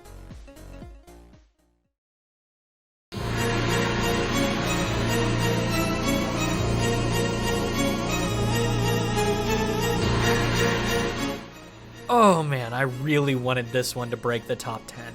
It's so good, guys. So underrated, but so good. Renfield is an allegorical film about the difficult situation of exiting a toxic relationship with a narcissist. It stars Nicholas Hoult as Dracula's familiar Renfield, sort of the Igor to his Dr. Frankenstein. Dracula, in the best decision Hollywood has ever made, is played by Nicolas Cage, an actor who, before this year, I admittedly didn't think was the most talented. I know that's gonna be a hot take, but I've since learned the error of my ways, and his performance here is a large reason as to why. We'll get more into that after the plot breakdown though. At the beginning of this film, Dracula gets into quite the battle with some vampire hunters and narrowly escapes with his life. He needs some time to heal so that he can come back into his true form, and to help him do that, Dracula tasks his familiar Renfield with going out and finding people for Drac to feast upon. Renfield is a bit of a morally gray person, however. Sure, he kills people for his master, but he's being heavily manipulated into doing these bad things by Dracula. Upon realizing this, he looks to get some help for himself. So he joins a support group for others dealing with toxic narcissistic relationships. It is just as funny and on the nose as you'd think.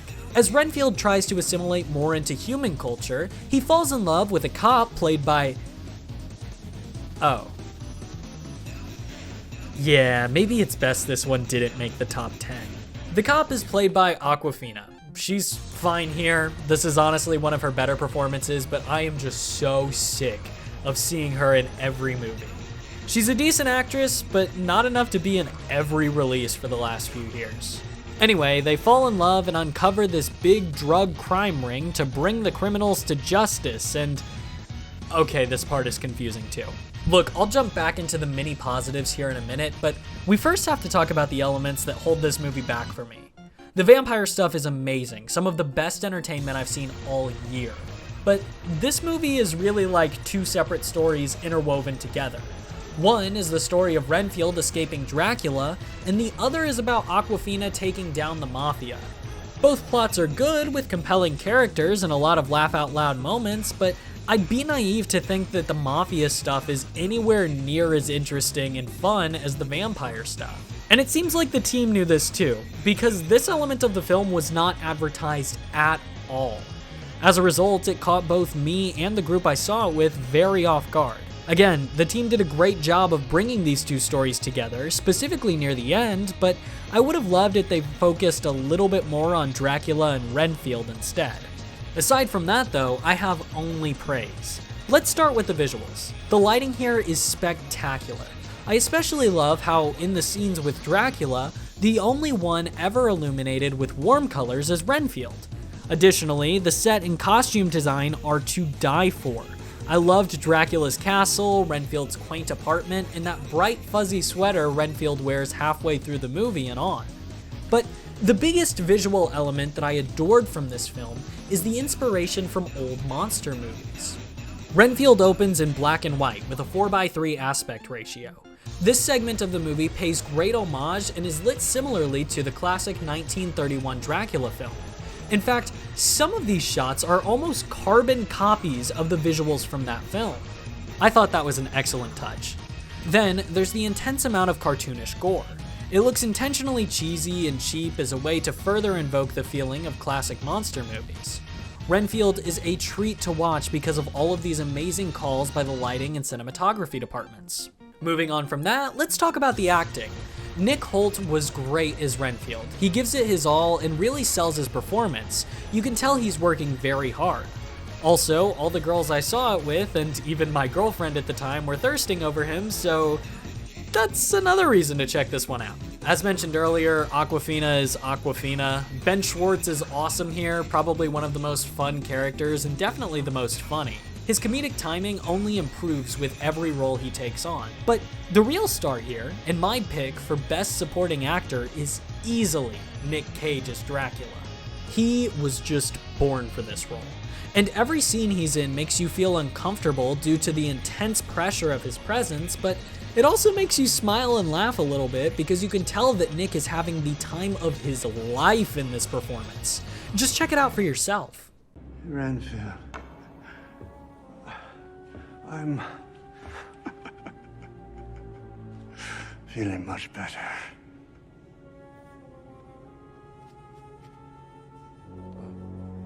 Would you like to introduce yourself to the group?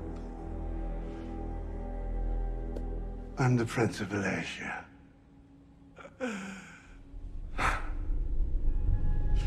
Some call me the Dark One. Others, the Lord of Death.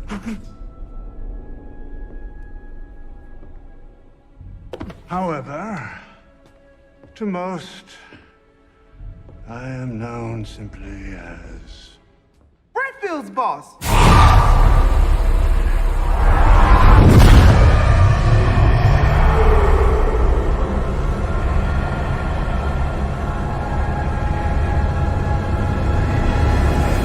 I am Dracula. Okay, obviously we're dealing with a little bit more than just narcissism here. And that's not even close to his best scene.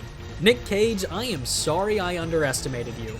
You gave one of the best shows of the year and carried a good movie into the realm of greatness on your back. I love you, Nick Cage. Sign my face. And now we are breaking into the top 10.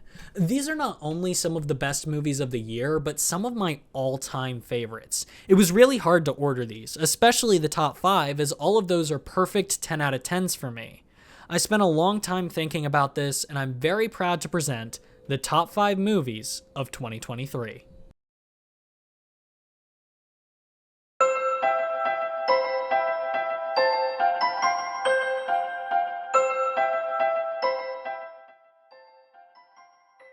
Asteroid City is the latest masterpiece to come out of the beautiful mind of Wes Anderson, a seasoned filmmaker known for his directorial role in classics such as Fantastic Mr. Fox, Rushmore, and The Isle of Dogs.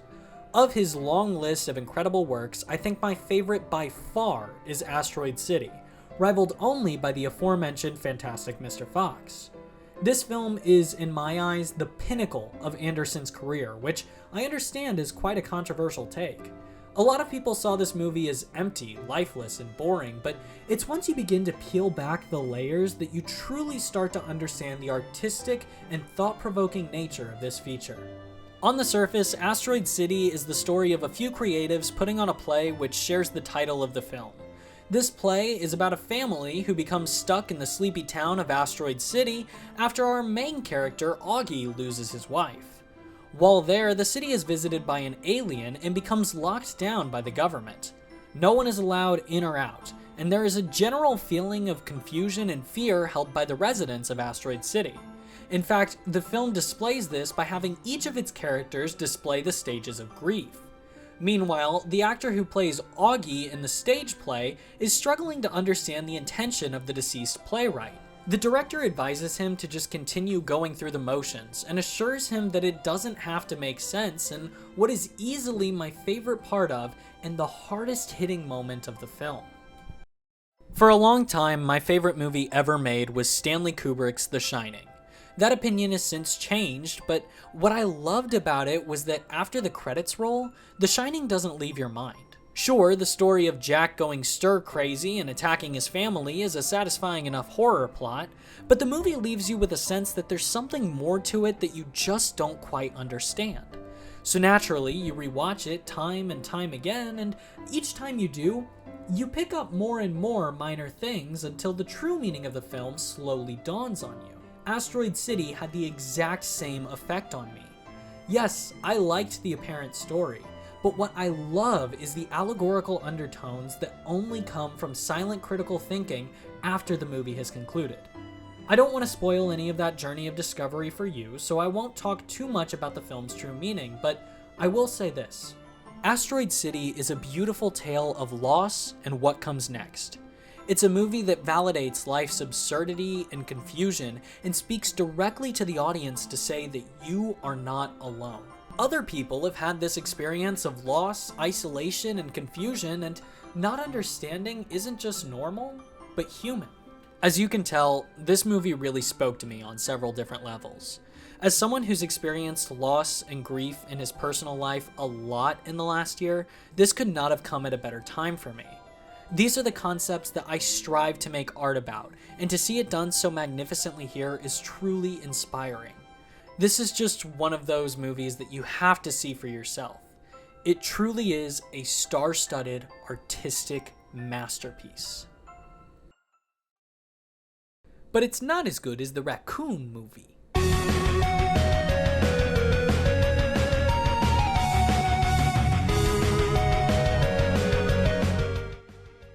It's no secret that even as the world's biggest comic book fan, I've been incredibly disappointed in Marvel's output as of late. They've been cranking out lazily made, poorly written, and ugly films one after the other since No Way Home. However, Guardians of the Galaxy Volume 3 manages to not only be a light shining in the darkness that is the modern MCU, but also one of the best MCU films of all time. In case you're curious, it's my second favorite, but that's a ranking for another video. Guardians of the Galaxy Volume 3 dives into the backstory of Rocket Raccoon, the primary comic relief of previous Guardians movies. After Rocket is injured in a fight, things look bleak as it seems to his friends that he may not make it. So, the heroes do what they do best and begin investigating to save Rocket. However, as they dig deep into ways of saving him, they come to learn of his tragic backstory and abusive creator. See, Rocket was created by a man who thinks of himself as a god, named the High Evolutionary. His goal was to create a perfect utopian society of talking animals, and Rocket was the most intelligent of his creations. However, when Rocket learned the ugly truth of the High Evolutionary's plans, he did his best to stop him and save his animal friends. This film is emotional gut punch after emotional gut punch. I won't spoil anything, but none of my friends came out of the theater with dry eyes. It's a horribly realistic display of how power breeds wickedness and how good doesn't always win. Everyone came out of this movie talking about the psychology of Rocket and the allegorical undertones that this film portrays, but Rocket honestly wasn't my favorite part. Neither was the High Evolutionary, despite being the best Marvel villain since Loki. No, my favorite part of this movie was Peter Quill. There are about 1,000 reasons why this character arc, despite not being the main one, stuck with me, and I'm certain I can't be the only one. Let's just address the elephant in the room. Chris Pratt is everywhere. And yeah, I'm sick of him too, but this movie reminded me that he's all over Hollywood for a reason. He served in this role like he never has before, and heightened the emotional tension of the Rocket story 1,000-fold. But I'm more interested in him personally, and his character arc throughout this film. After the events of Avengers Endgame, the Gamora that he knew and loved is gone. She simply doesn't exist anymore, and all that remains is a husk of the woman he knew somewhere out there in the galaxy. When we pick up with Peter, he's a mourning, broken man. He's got a terrible sleeping pattern, alcohol issues, and is generally feeling depressed after having lost the most important person in his life. But when Rocket gets hurt, that's when he truly breaks. He's lost the love of his life already, and he refuses to lose his best friend too.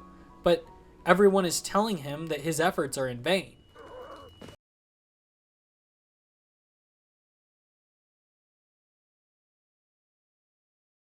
Come on. No! No!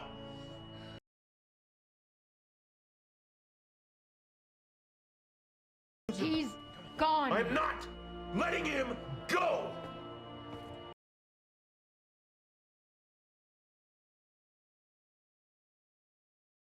In addition to that, the gang eventually does meet up with this husk of Gamora, a woman who looks just like the person that they knew, but clearly is not. This hurts Peter deeply, as he can't quite grasp that she's there physically, but not quite mentally. His attempts to connect with her are genuinely heartbreaking, and a very interesting subplot which adds a ton of complexity to this dysfunctional found family. I mean, the pain isn't only felt by Peter. Groot, for example, lost the closest thing that he had to a mother, and while not focused on nearly as much, is equally tragic and deep for a character of so few words. I get the feeling that this plot with Gamora stems from Gunn's own disappointment over Marvel just throwing away 2 entire movies worth of character development that she had, but it honestly led to something much more interesting, proving that creativity truly does shine when artists are given constraints. But not too many constraints, okay, Disney? Let your VFX artists breathe a little. Anyway, the use of music in this film is great, as to be expected. I think it's funny that there are 2 blockbusters from this year that used No Sleep Till Brooklyn and starred Chris Pratt, but this movie has the superior usage of it when compared to Mario. In that movie, it was just there because they needed an exciting song for a scene that's taking place in Brooklyn, but here it actually enhances it, leading to one of the coolest action scenes ever. Not to mention the cinematography. Like, this is something that words cannot do justice to. It really must be seen to be believed. And that's where I think I'll leave it. Trust me, I'd love to gush more, but I really want to avoid spoilers for movies like this. Plus, we're already around 2 hours into this video with 8 more movies to go, so let's save a little bit of time.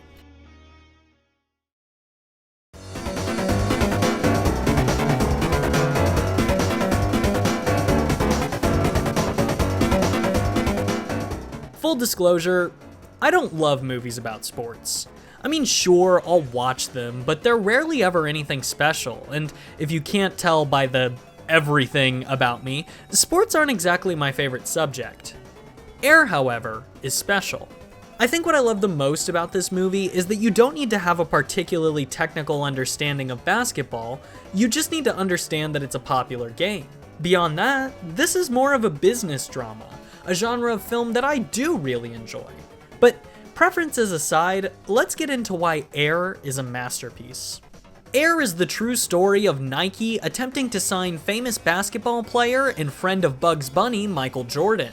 This is set in 1984, when Nike was far from the huge corporation that we know them as today. In fact, they were sort of an underdog of the big companies, so signing someone like MJ to represent them was no easy task. It was such a tall order that the main character Sonny, played by Matt Damon, is regularly advised to give up all the way throughout the film. The story follows Sonny through his various unconventional attempts to get the attention of the Jordan family, and even in spite of Air Jordan being one of the most famous sneaker brands of all time, Air manages to be a nail-biter all the way through. Like, I knew how this story ended, yet I still felt all of the suspense and surprise throughout. Let me get a bit personal for a second. I suck at writing dialogue. I've been trying so hard to get into writing screenplays, but I'm just not good at it yet. My dialogue feels obvious, stale, and generic, yet my attempts at writing have led me to have a newfound respect for those who are good at it. And the dialogue in Air is honestly some of the best I've ever seen. I'll talk later on this list about movies that feel real, but those are mostly due to the actors and the way that they say their lines. Here, however, the script is what's doing most of the heavy lifting, which is the single hardest thing to do when making a film, in my inexperienced and very humble opinion. Now imagine my surprise when I learned that Air was the first writing credit for Alex Convery on IMDb. What an inspiration, and while this wasn't my favorite screenplay this year, it is a close runner-up, which is incredible for a first attempt. I look forward to the remainder of Convery's career. With all that said though, the writing is only my second favorite part of the movie. Ben Affleck, Jason Bateman, and even Viola Davis herself bring their A-game in this movie. However, none of their performances can match up to Matt Damon as Sonny. His passion shines through above all the other incredible talent that makes this film what it is. That final monologue when he's pitching to Michael gave me chills like nothing I'd experienced before this year. And because of that, Matt Damon is my leading actor of the year for Air. If you won't check this one out for anything else I've mentioned, at least watch it for him. I'm gonna look you in the eyes, and I'm gonna tell you the future. You were cut from your high school basketball team. You willed your way to the NBA. You're gonna win championships. It's an American story, and that's why Americans are gonna love it. People are gonna build you up. God, are they going to? Because when you're great and new, we love you. Man, we'll build you into something that doesn't even exist. You're gonna change the fucking world. But you know what? Once they've built you as high as they possibly can, they're gonna tear you back down. It's the most predictable pattern. We build you into something that doesn't exist, and that means you have to try to be that thing. All day, every day. That's how it works. And we do it again, and again, and again. And I'm gonna tell you the truth. You're gonna be attacked, betrayed, exposed, and humiliated. And you'll survive that. A lot of people can climb that mountain. It's the way down that breaks them. Because that's the moment when you are truly alone. And what will you do then? Can you summon the will to fight on through all the pain and rise again? Who are you, Michael? That will be the defining question of your life. And I think you already know the answer. And that's why we're all here. A shoe is just a shoe. Until somebody steps into it. Then it has meaning.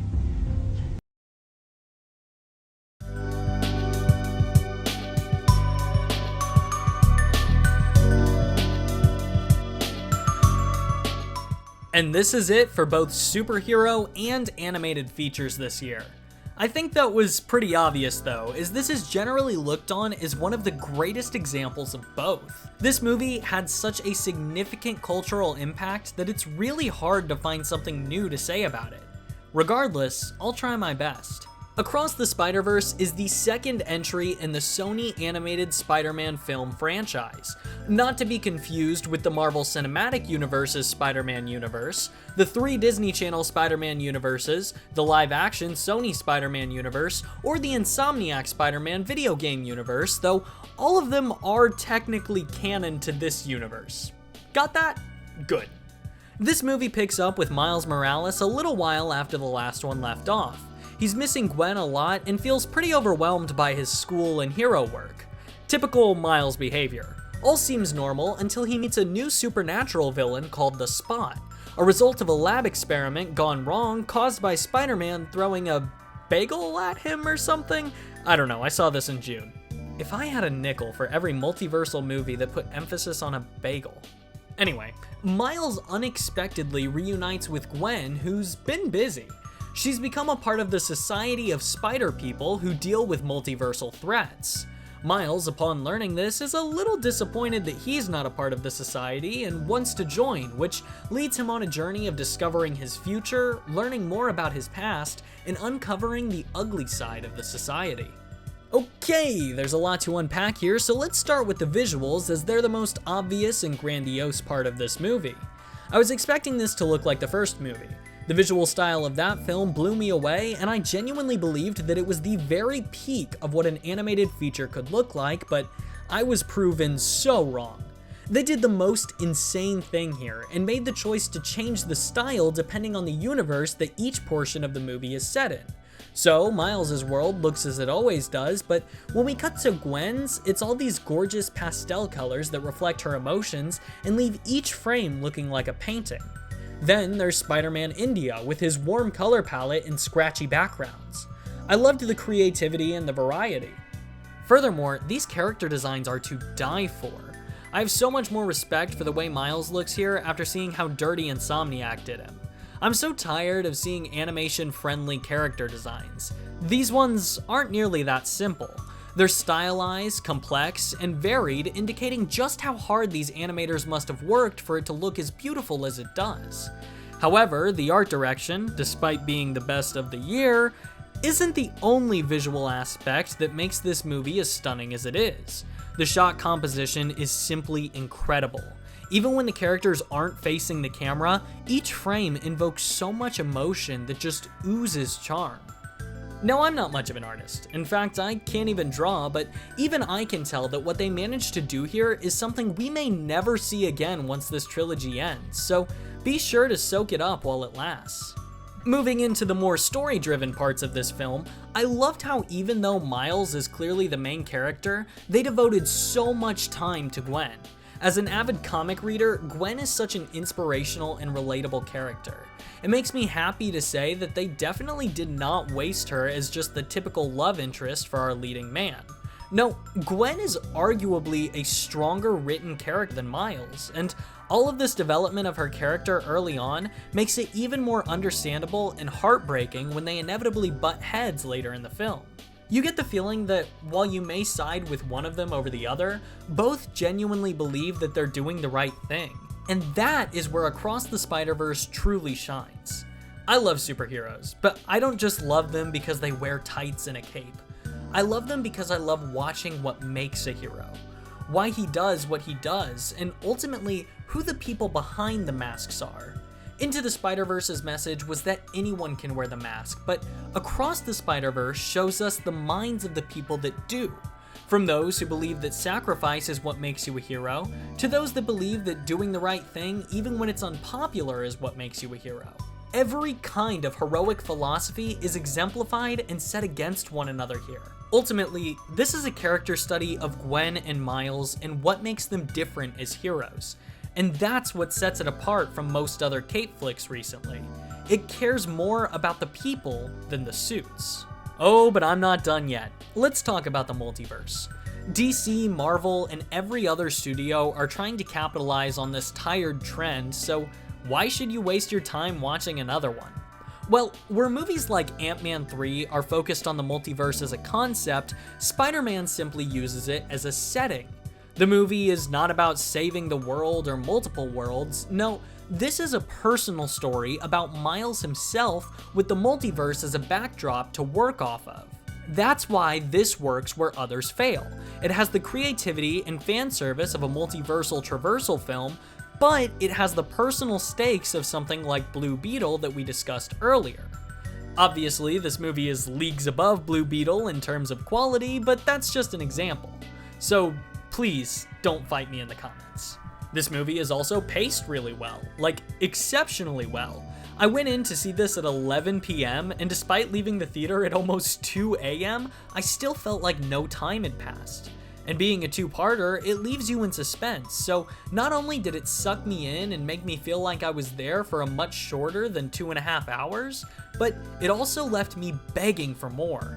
Not to mention the scope of a 2.5-hour animated thrill ride that looks this good. Like, Spider-Verse really blew my mind, you guys. I think it being only number 7 should be a testament to how outstanding the remaining 6 movies are. The last thing I want to address here are the aforementioned cameos. The whole genre has been milking them like crazy recently, and I was scared that this movie would be like, oh look, it's Ben Reilly, or oh look, it's Miguel O'Hara, but I'm very happy to say that that's not the case. The cameos here, while abundant, all make sense within the story and aren't given more screen time than necessary. They're really just a neat addition for fans to spot in the background and make for a nice frosting on top of an already beautiful layered cake. But those are all the main points I wanted to touch on. This movie just got added to Netflix, so please check it out. Even if you haven't seen the first one, you are going to love it. Also these are the Copy Awards that it won.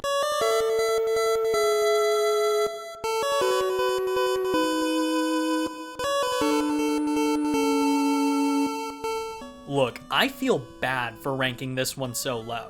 I want to clarify that this is one of my favorite movies of all time, but the 5 that come after it are, in my eyes, wholly and completely flawless. So if it sounds like any problems I have with Barbie are nitpicks, that's because they are.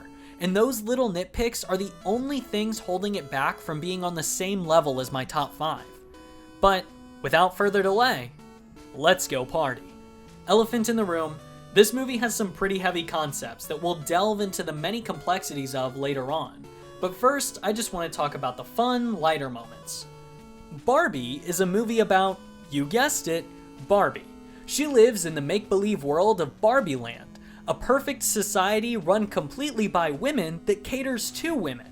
Almost all of the ladies are named Barbie, and all of the gentlemen named Ken. However, it's this Margot Barbie and the Ken that's just like me for real, that this movie is actually about. Everything is perfect for Barbie at the beginning of this movie. She has the ideal life where nothing ever goes wrong. Until it does. One day, the magic of Barbie Land just stops applying to Barbie, and she begins suffering from issues that us humans know all too well. Existentialism, age, and even cellulite. To escape from these issues, Barbie must cross over into the real world to visit the little girl who's playing with her in order to fix the problem at the source. Now, Barbie is quite naive to the way the real world actually works. She's under the impression that it's just as perfect and great for women as Barbie Land is. Of course, as we all know, that isn't the case in real life. The struggles women face in day-to-day life is quite unfortunate. Now, before we get into Barbie's experiences in our world, I need to introduce you to Ken. Barbie has a great day every day, but Ken only has a great day if Barbie looks at him. Ken is a character who lives for Barbie. He's modeled his entire life around his girlfriend in a pretty unhealthy way, which could never be me. So, when he gets rejected by Barbie after asking to spend time with her, it kind of breaks his heart. Wow. You can go now. I thought I might stay over tonight. Why? Because we're girlfriend-boyfriend. To do what? I'm actually not sure. Oh, but I don't want you here. Mm-hmm. Is it Ken? Ken's just a really good friend, and this is my dream house. It's Barbie's dream house. It's not Ken's dream house, right? Right, as always. Ken is also a very fragile and jealous character. So, when Shang-Chi Ken intimidates him, Ken decides to leave with Barbie, much to her surprise.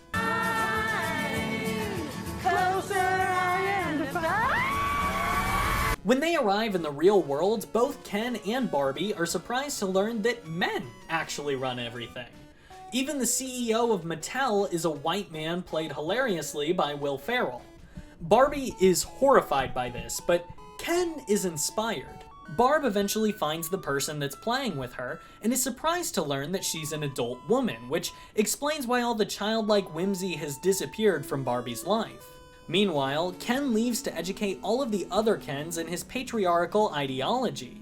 Now, I won't spoil much beyond that because this is pretty much all of the basis that I need to establish for the remainder of this review.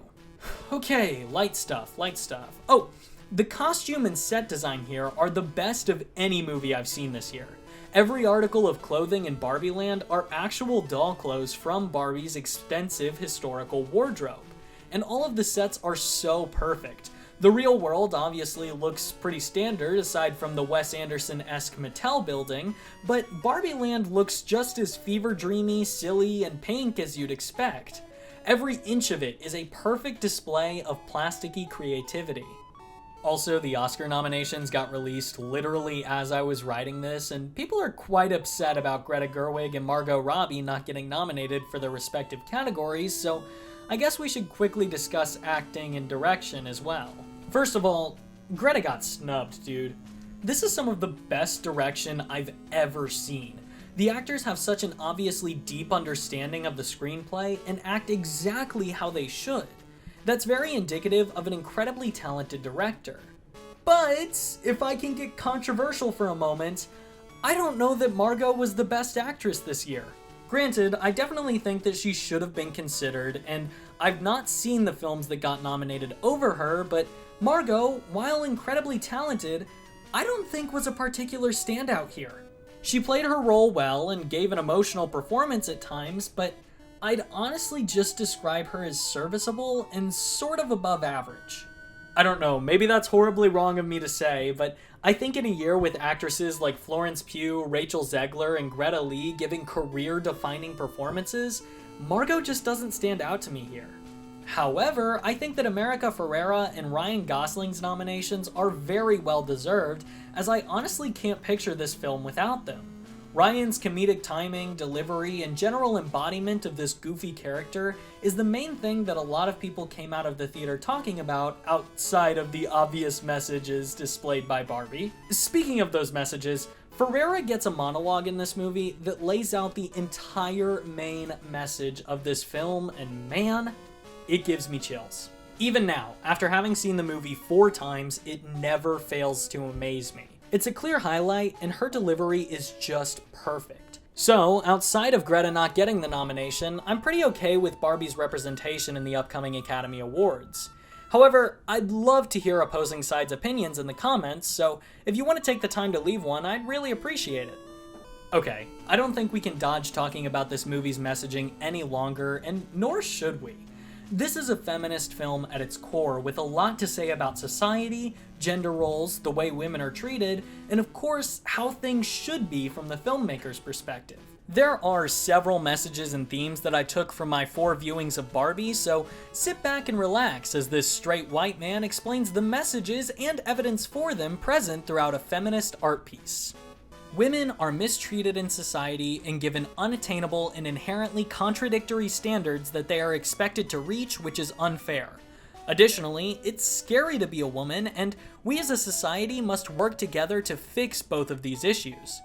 This is the most obvious theme and is exemplified not only by Ferrera's monologue, which I mentioned earlier, but also the stark contrast of the way Barbie is treated in Barbie Land versus the way she's treated in the real world. She's harassed and catcalled constantly, and if she fights back, then she's the one who's blamed. Some oppressed people don't seek equality, they simply wish to become the oppressors.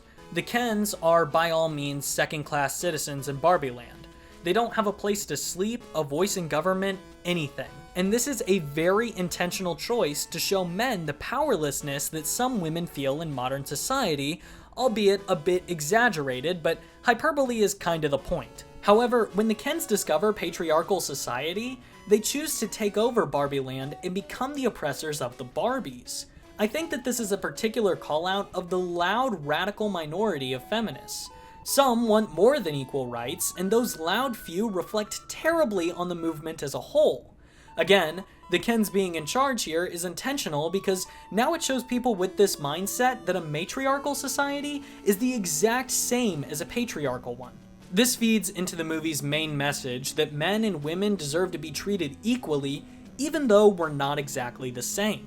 Ken learning about the patriarchy and being so easily influenced can also be taken as a call-out of this generation of young men who are so easily influenced by the toxic masculinity which is peddled online by people like Andrew Tate and, ironically, Ben Shapiro, who talked extensively about how this movie is anti-men, a point we'll address later. Ken and Barbie's arc together in this movie is one that really hit home with me. Barbie wants to find herself. This question that's echoed in the song of What Was I Made For is the defining question of her journey. This also applies to Ken, who, as I mentioned earlier, bases everything that he is on Barbie. The line, "You are not your girlfriend," breaks him in the same way it broke me when I had heard it a month prior to seeing this movie. This idea of isolated self-discovery is important because for Barbie, it shows that she doesn't have to be everything she was told she was all her life. And for Ken, it means that he can find himself and learn to love himself for who he is on the outside of his relationship. There are additional themes of parenthood, what it means to live, and so much more.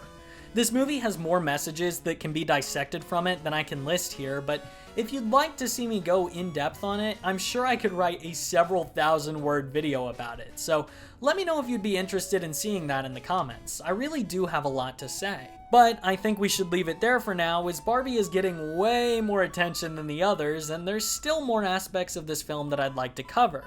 Namely, I want to address the reactions and controversy that came along with this release. So here we are on the Ben Shapiro point. So many people are saying that this movie is, quote, anti-men because it pokes fun at us, and I'm sorry, but are men so weak that they can't take a few jokes? Looking specifically at you, Ben, no, Barbie is not anti-men.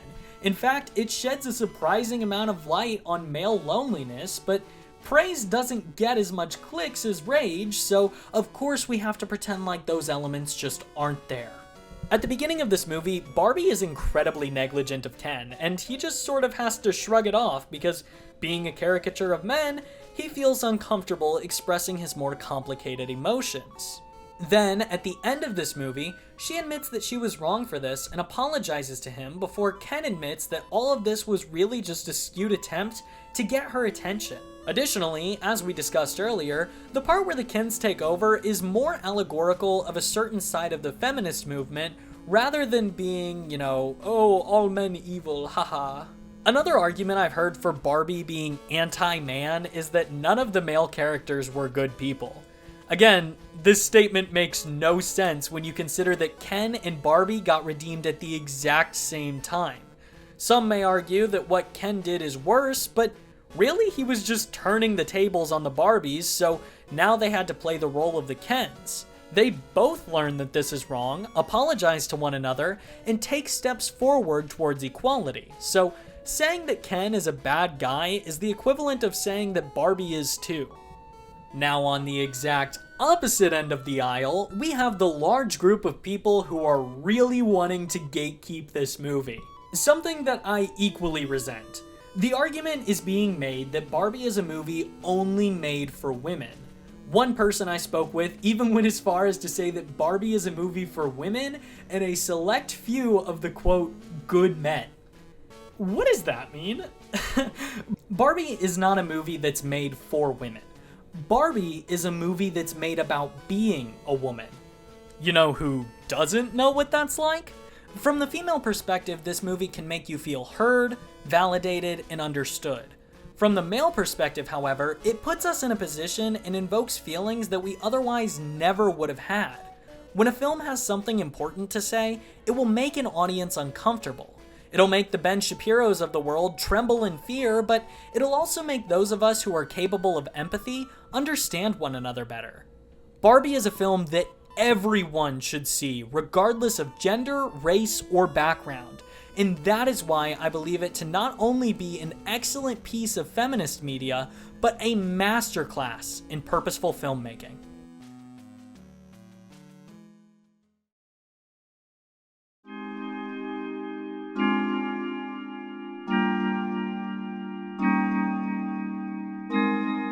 We're finally into the top 5. To me, every single one of these movies is perfect, and I'm so excited to share my thoughts with you. This is the underrated gem of 2023, Are You There, God? It's Me, Margaret. Are You There, God? It's Me, Margaret is the story of a young girl played by the next Hollywood superstar, Abby Ryder-Fortson, named Margaret. Margaret is growing up in the 70s with a Jewish father and Catholic mother. Because of their differences in beliefs, her parents never really pushed Margaret one way or the other religiously, but as she's growing up and becoming a young woman, she naturally begins to question her faith. This movie's story is told in between segments of Margaret praying and asking God for guidance. Now, I know this may sound like a preachy concept, but the film honestly has a lot to say about religion and not in the traditional sense. Like Margaret's parents, it doesn't try to sway you. Rather, it does an excellent job of showing the audience all kinds of religions from a non-biased perspective. Beyond just that, however, the film criticizes the oftentimes unfortunately toxic culture that surrounds religion. I've seen it for myself, and I know you have too. Everyone wants so badly for you to believe in exactly what they do that they'll damn you and treat you terribly if you don't exactly align with their ideology. But what this movie shows so beautifully is all of the similarities between various belief systems, as well as the irony that God's message to love thy neighbor isn't always being honored by his so-called followers. Ultimately, it's the adults that have more to learn than Margaret does when it comes to the religious part of this movie. That's not all this film is, though. It's also a traditional coming-of-age movie about a young woman finding herself and forming childhood bonds, as well as the struggles of being a young girl. It really does an amazing job of putting the viewer in Margaret's shoes, which makes this feel so personal. The acting and direction is of course magnificent as well. I never felt like I was watching a movie, I just felt like a fly on the wall observing a fraction of this young woman's life. It's truly remarkable how effective this movie is at feeling true to life. If I had to summarize it in one word, it would be genuine. Now, similarly to Barbie, critical reviews will lead you to believe that this movie was made for a specific audience of women and teenage girls, but that couldn't be further from the truth. Are You There, God? It's Me, Margaret is a film everyone should see. It's both relatable to and insightful for all audiences. I was reminded of feelings I forgot I had from when I was in middle school. I knew people just like these characters, and at times I myself was just like these characters. The movie has a clear message, but it never feels forced. It's as if the viewer is discovering the moral along with Margaret and her family. I love this movie, and for those reasons and so many more, I have to rate it my first of 5 10 out of 10s.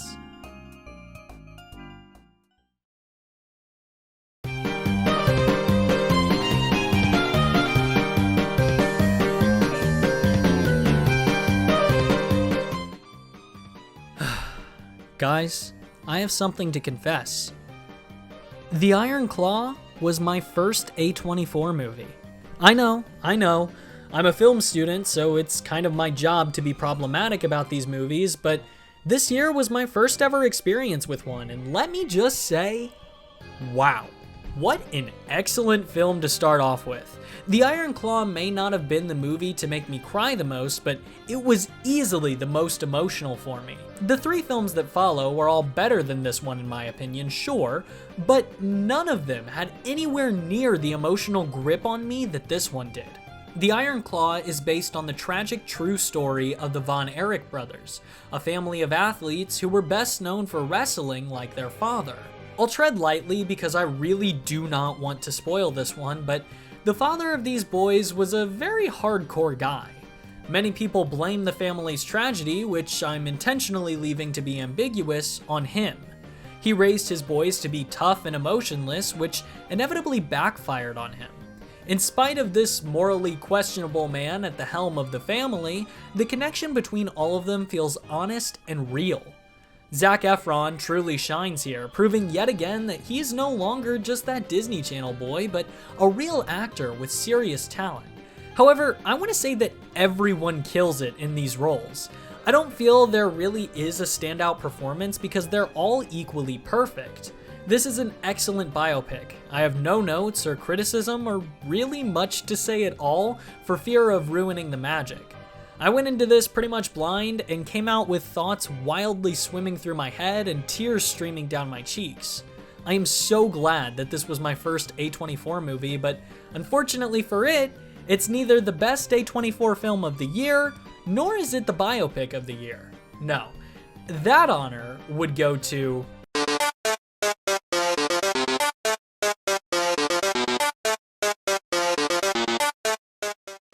the movie that tops everyone's list is only my number 3. Look, I would never tear this movie down, nor would I pretend like it isn't the best film to come out of a director with seemingly endless classics, but the 2 following films are just the 2 that spoke to me more. When it came down to it, all 5 of these movies were 10s, so I simply had to order them by personal preference, and that isn't exactly backed by much else.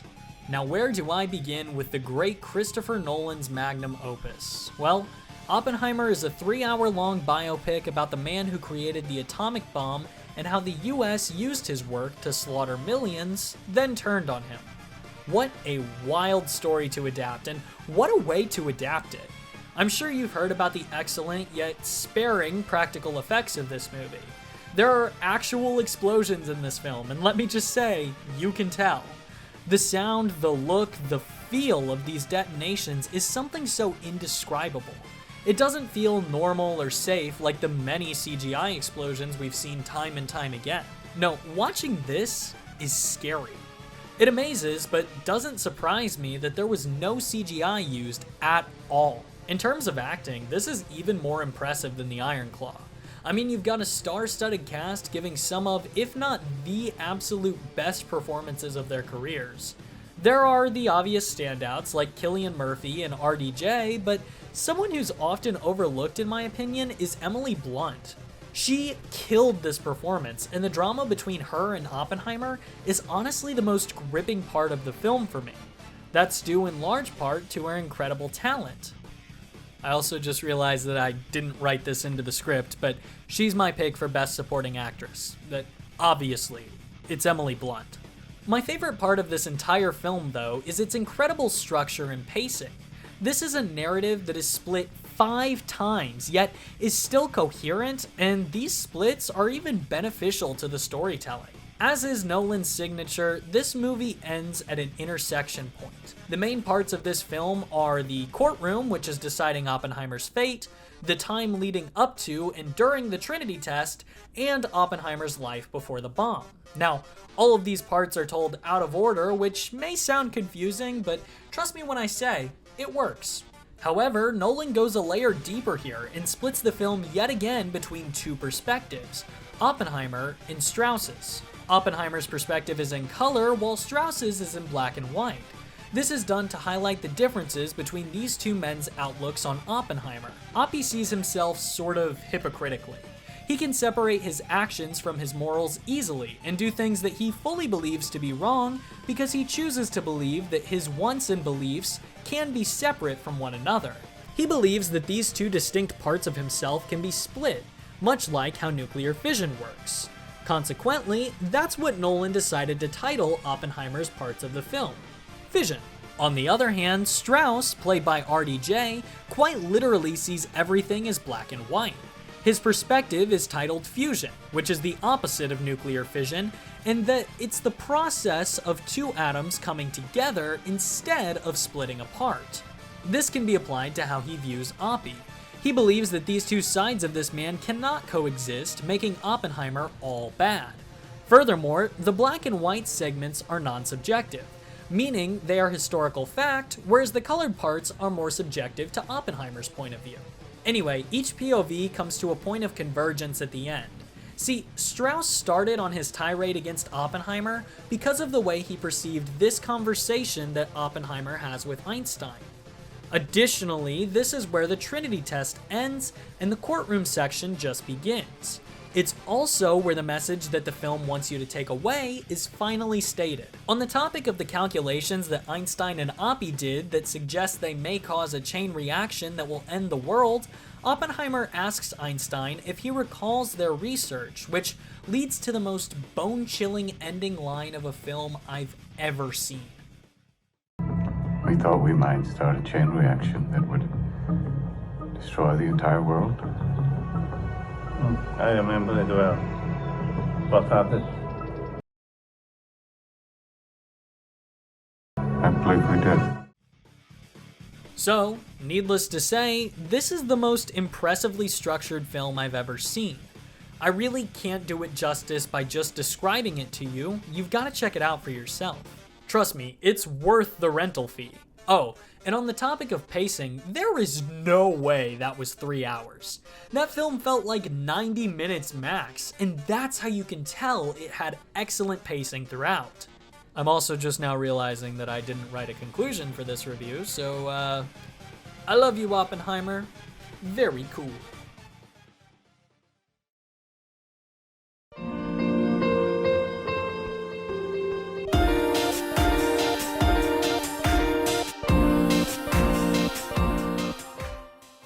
Yeah, didn't expect to see this one, did ya? And before you say this is a 2022 film, it had a limited release in December of 22, and then a wide release in 23, so it counts. But if you don't want it to count, then you can just pretend like Oppenheimer is number 2 and then skip ahead. I don't really care. You've already made it this far, so more power to ya. A Man Called Otto stars my favorite actor, Tom Hanks. Really hoping those Epstein rumors aren't proven to be true as I'm making this video, because dear lord, that would age poorly, but yeah, I love Tom Hanks. He's my favorite. Anyway, Tom Hanks plays Otto, a grumpy old widower who makes regular attempts to end himself. I don't think I can say the S word on YouTube, so if you notice me dodging it, that's why. This was very surprising to me when I first watched the movie, because all of the promotional materials sort of made this out to be a movie about a grouchy guy finding out how to enjoy life again, which I guess it is, but it gets pretty intense. Regardless, the sadness of losing his wife drives Otto into a deep depression which he can't pull himself out of. That is, until he meets his new neighbors who unintentionally continue to foil his attempts. Honestly, I'm at a loss for words when trying to describe A Man Called Otto. I'd never read the source material, and like I mentioned before, the ads didn't give a lot of context, so I really had no clue what I was in for when I watched it. But the clever shot composition, shocking tone, and mystery of Otto's life drew me in immediately. The only word that I feel accurately describes A Man Called Otto is honest. Every character feels real. His neighborhood feels lived in and vibrant when he's out, but the crippling loneliness and fear sets in for the viewer as well as Otto as soon as he's behind closed doors. It's a thought-provoking work of art that will make you think twice about that douche from work or your rude teacher. Everyone has a story, and everyone has the power to be better and overcome anger, sorrow, and even depression. All it takes is people who care and the willingness to seek them out. A Man Called Otto exemplifies this beautifully. This really is one of the best films of 2023.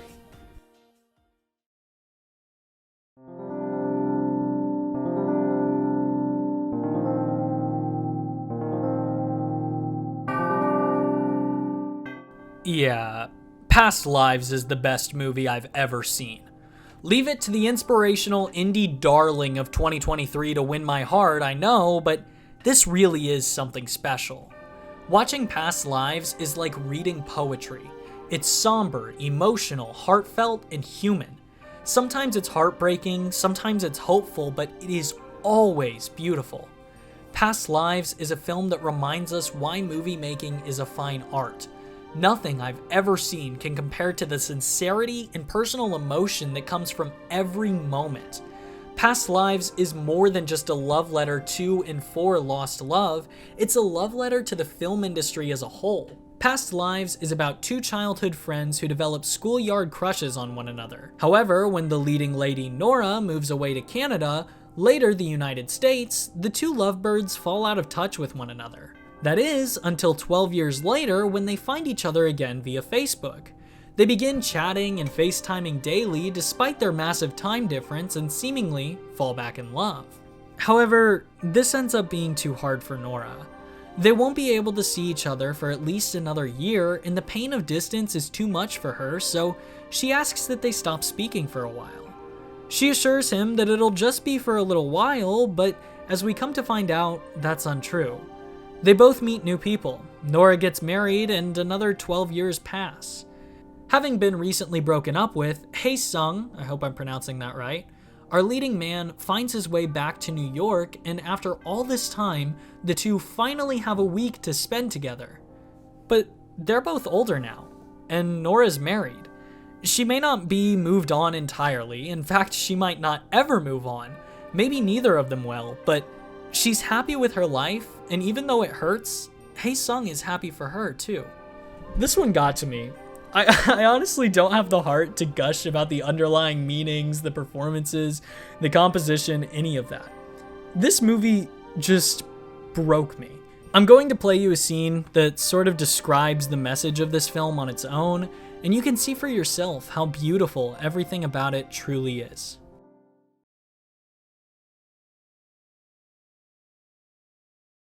And that's my ranking. I was originally going to conclude this with like this long scripted out, but that didn't feel right. Because this is my longest video ever. I mean, I think we're at the 2.5 hour mark, I think. I haven't finished editing yet. And wow, like I am genuinely blown away if anyone has managed to get this far in the video. I appreciate that from the bottom of my heart. Obviously it took a really long time to watch all of these movies, but then again, it was also, it was several days of writing and like a week of editing. There was so much time that was put into this, and for you to take time out to watch it is, it means everything. So I wanted to, show my face, come on here and thank you directly for watching, but Also, I'm gonna do the YouTube thing and plug a bunch of stuff. If you liked this video, I'm going to be doing another one just like it in a year from now. Hopefully a little bit closer to New Year's than, you know, a month late, but and that'll be every movie in 2024 ranked. Now I'm planning on watching more than just 40. I say just 40 like this isn't a 2.5 hour long video. But I'm planning on watching more than just 40, and if you want to follow along with my journey, see where things rank as they come out, then you can check out my Letterboxd, link in the description below, and here's my username on screen somewhere. I don't know where I'll put it. Also, you can check out my Twitter, other YouTube videos, things like that. And like, if you made it through this 3-hour-long video and you don't subscribe, why? I mean, you sat here and listened to me like ramble for 2.5 hours, and you're not gonna click that red button to see more? Come on now. Also, for the future of this channel, I like to plug some stuff. We're gonna be doing more video essays, a little bit more short form content to kind of reform after this. And when I say short form, I mean like 20 to 30 minutes. But then we're gonna jump back into it. I wanna start doing like iceberg videos as well as other ranking videos like this. I'm thinking of going through like filmographies or like all of the movies produced by a certain studio. I don't know exactly yet, but more long videos, more short videos, more conspiracy theory stuff because that's fun, even though no one watched the JFK video. Tear. But yeah, I guess that's kind of all I've got to say. So again, thank you so much for watching it. It means the world to me. I don't know if anyone's ever actually going to see this part of the video, but if you do, that means we're best friends. Leave a comment, like, subscribe, all the YouTube stuff. I love you. Thank you so much for watching. Goodbye. Oh, believe to achieve. That's the thing I said.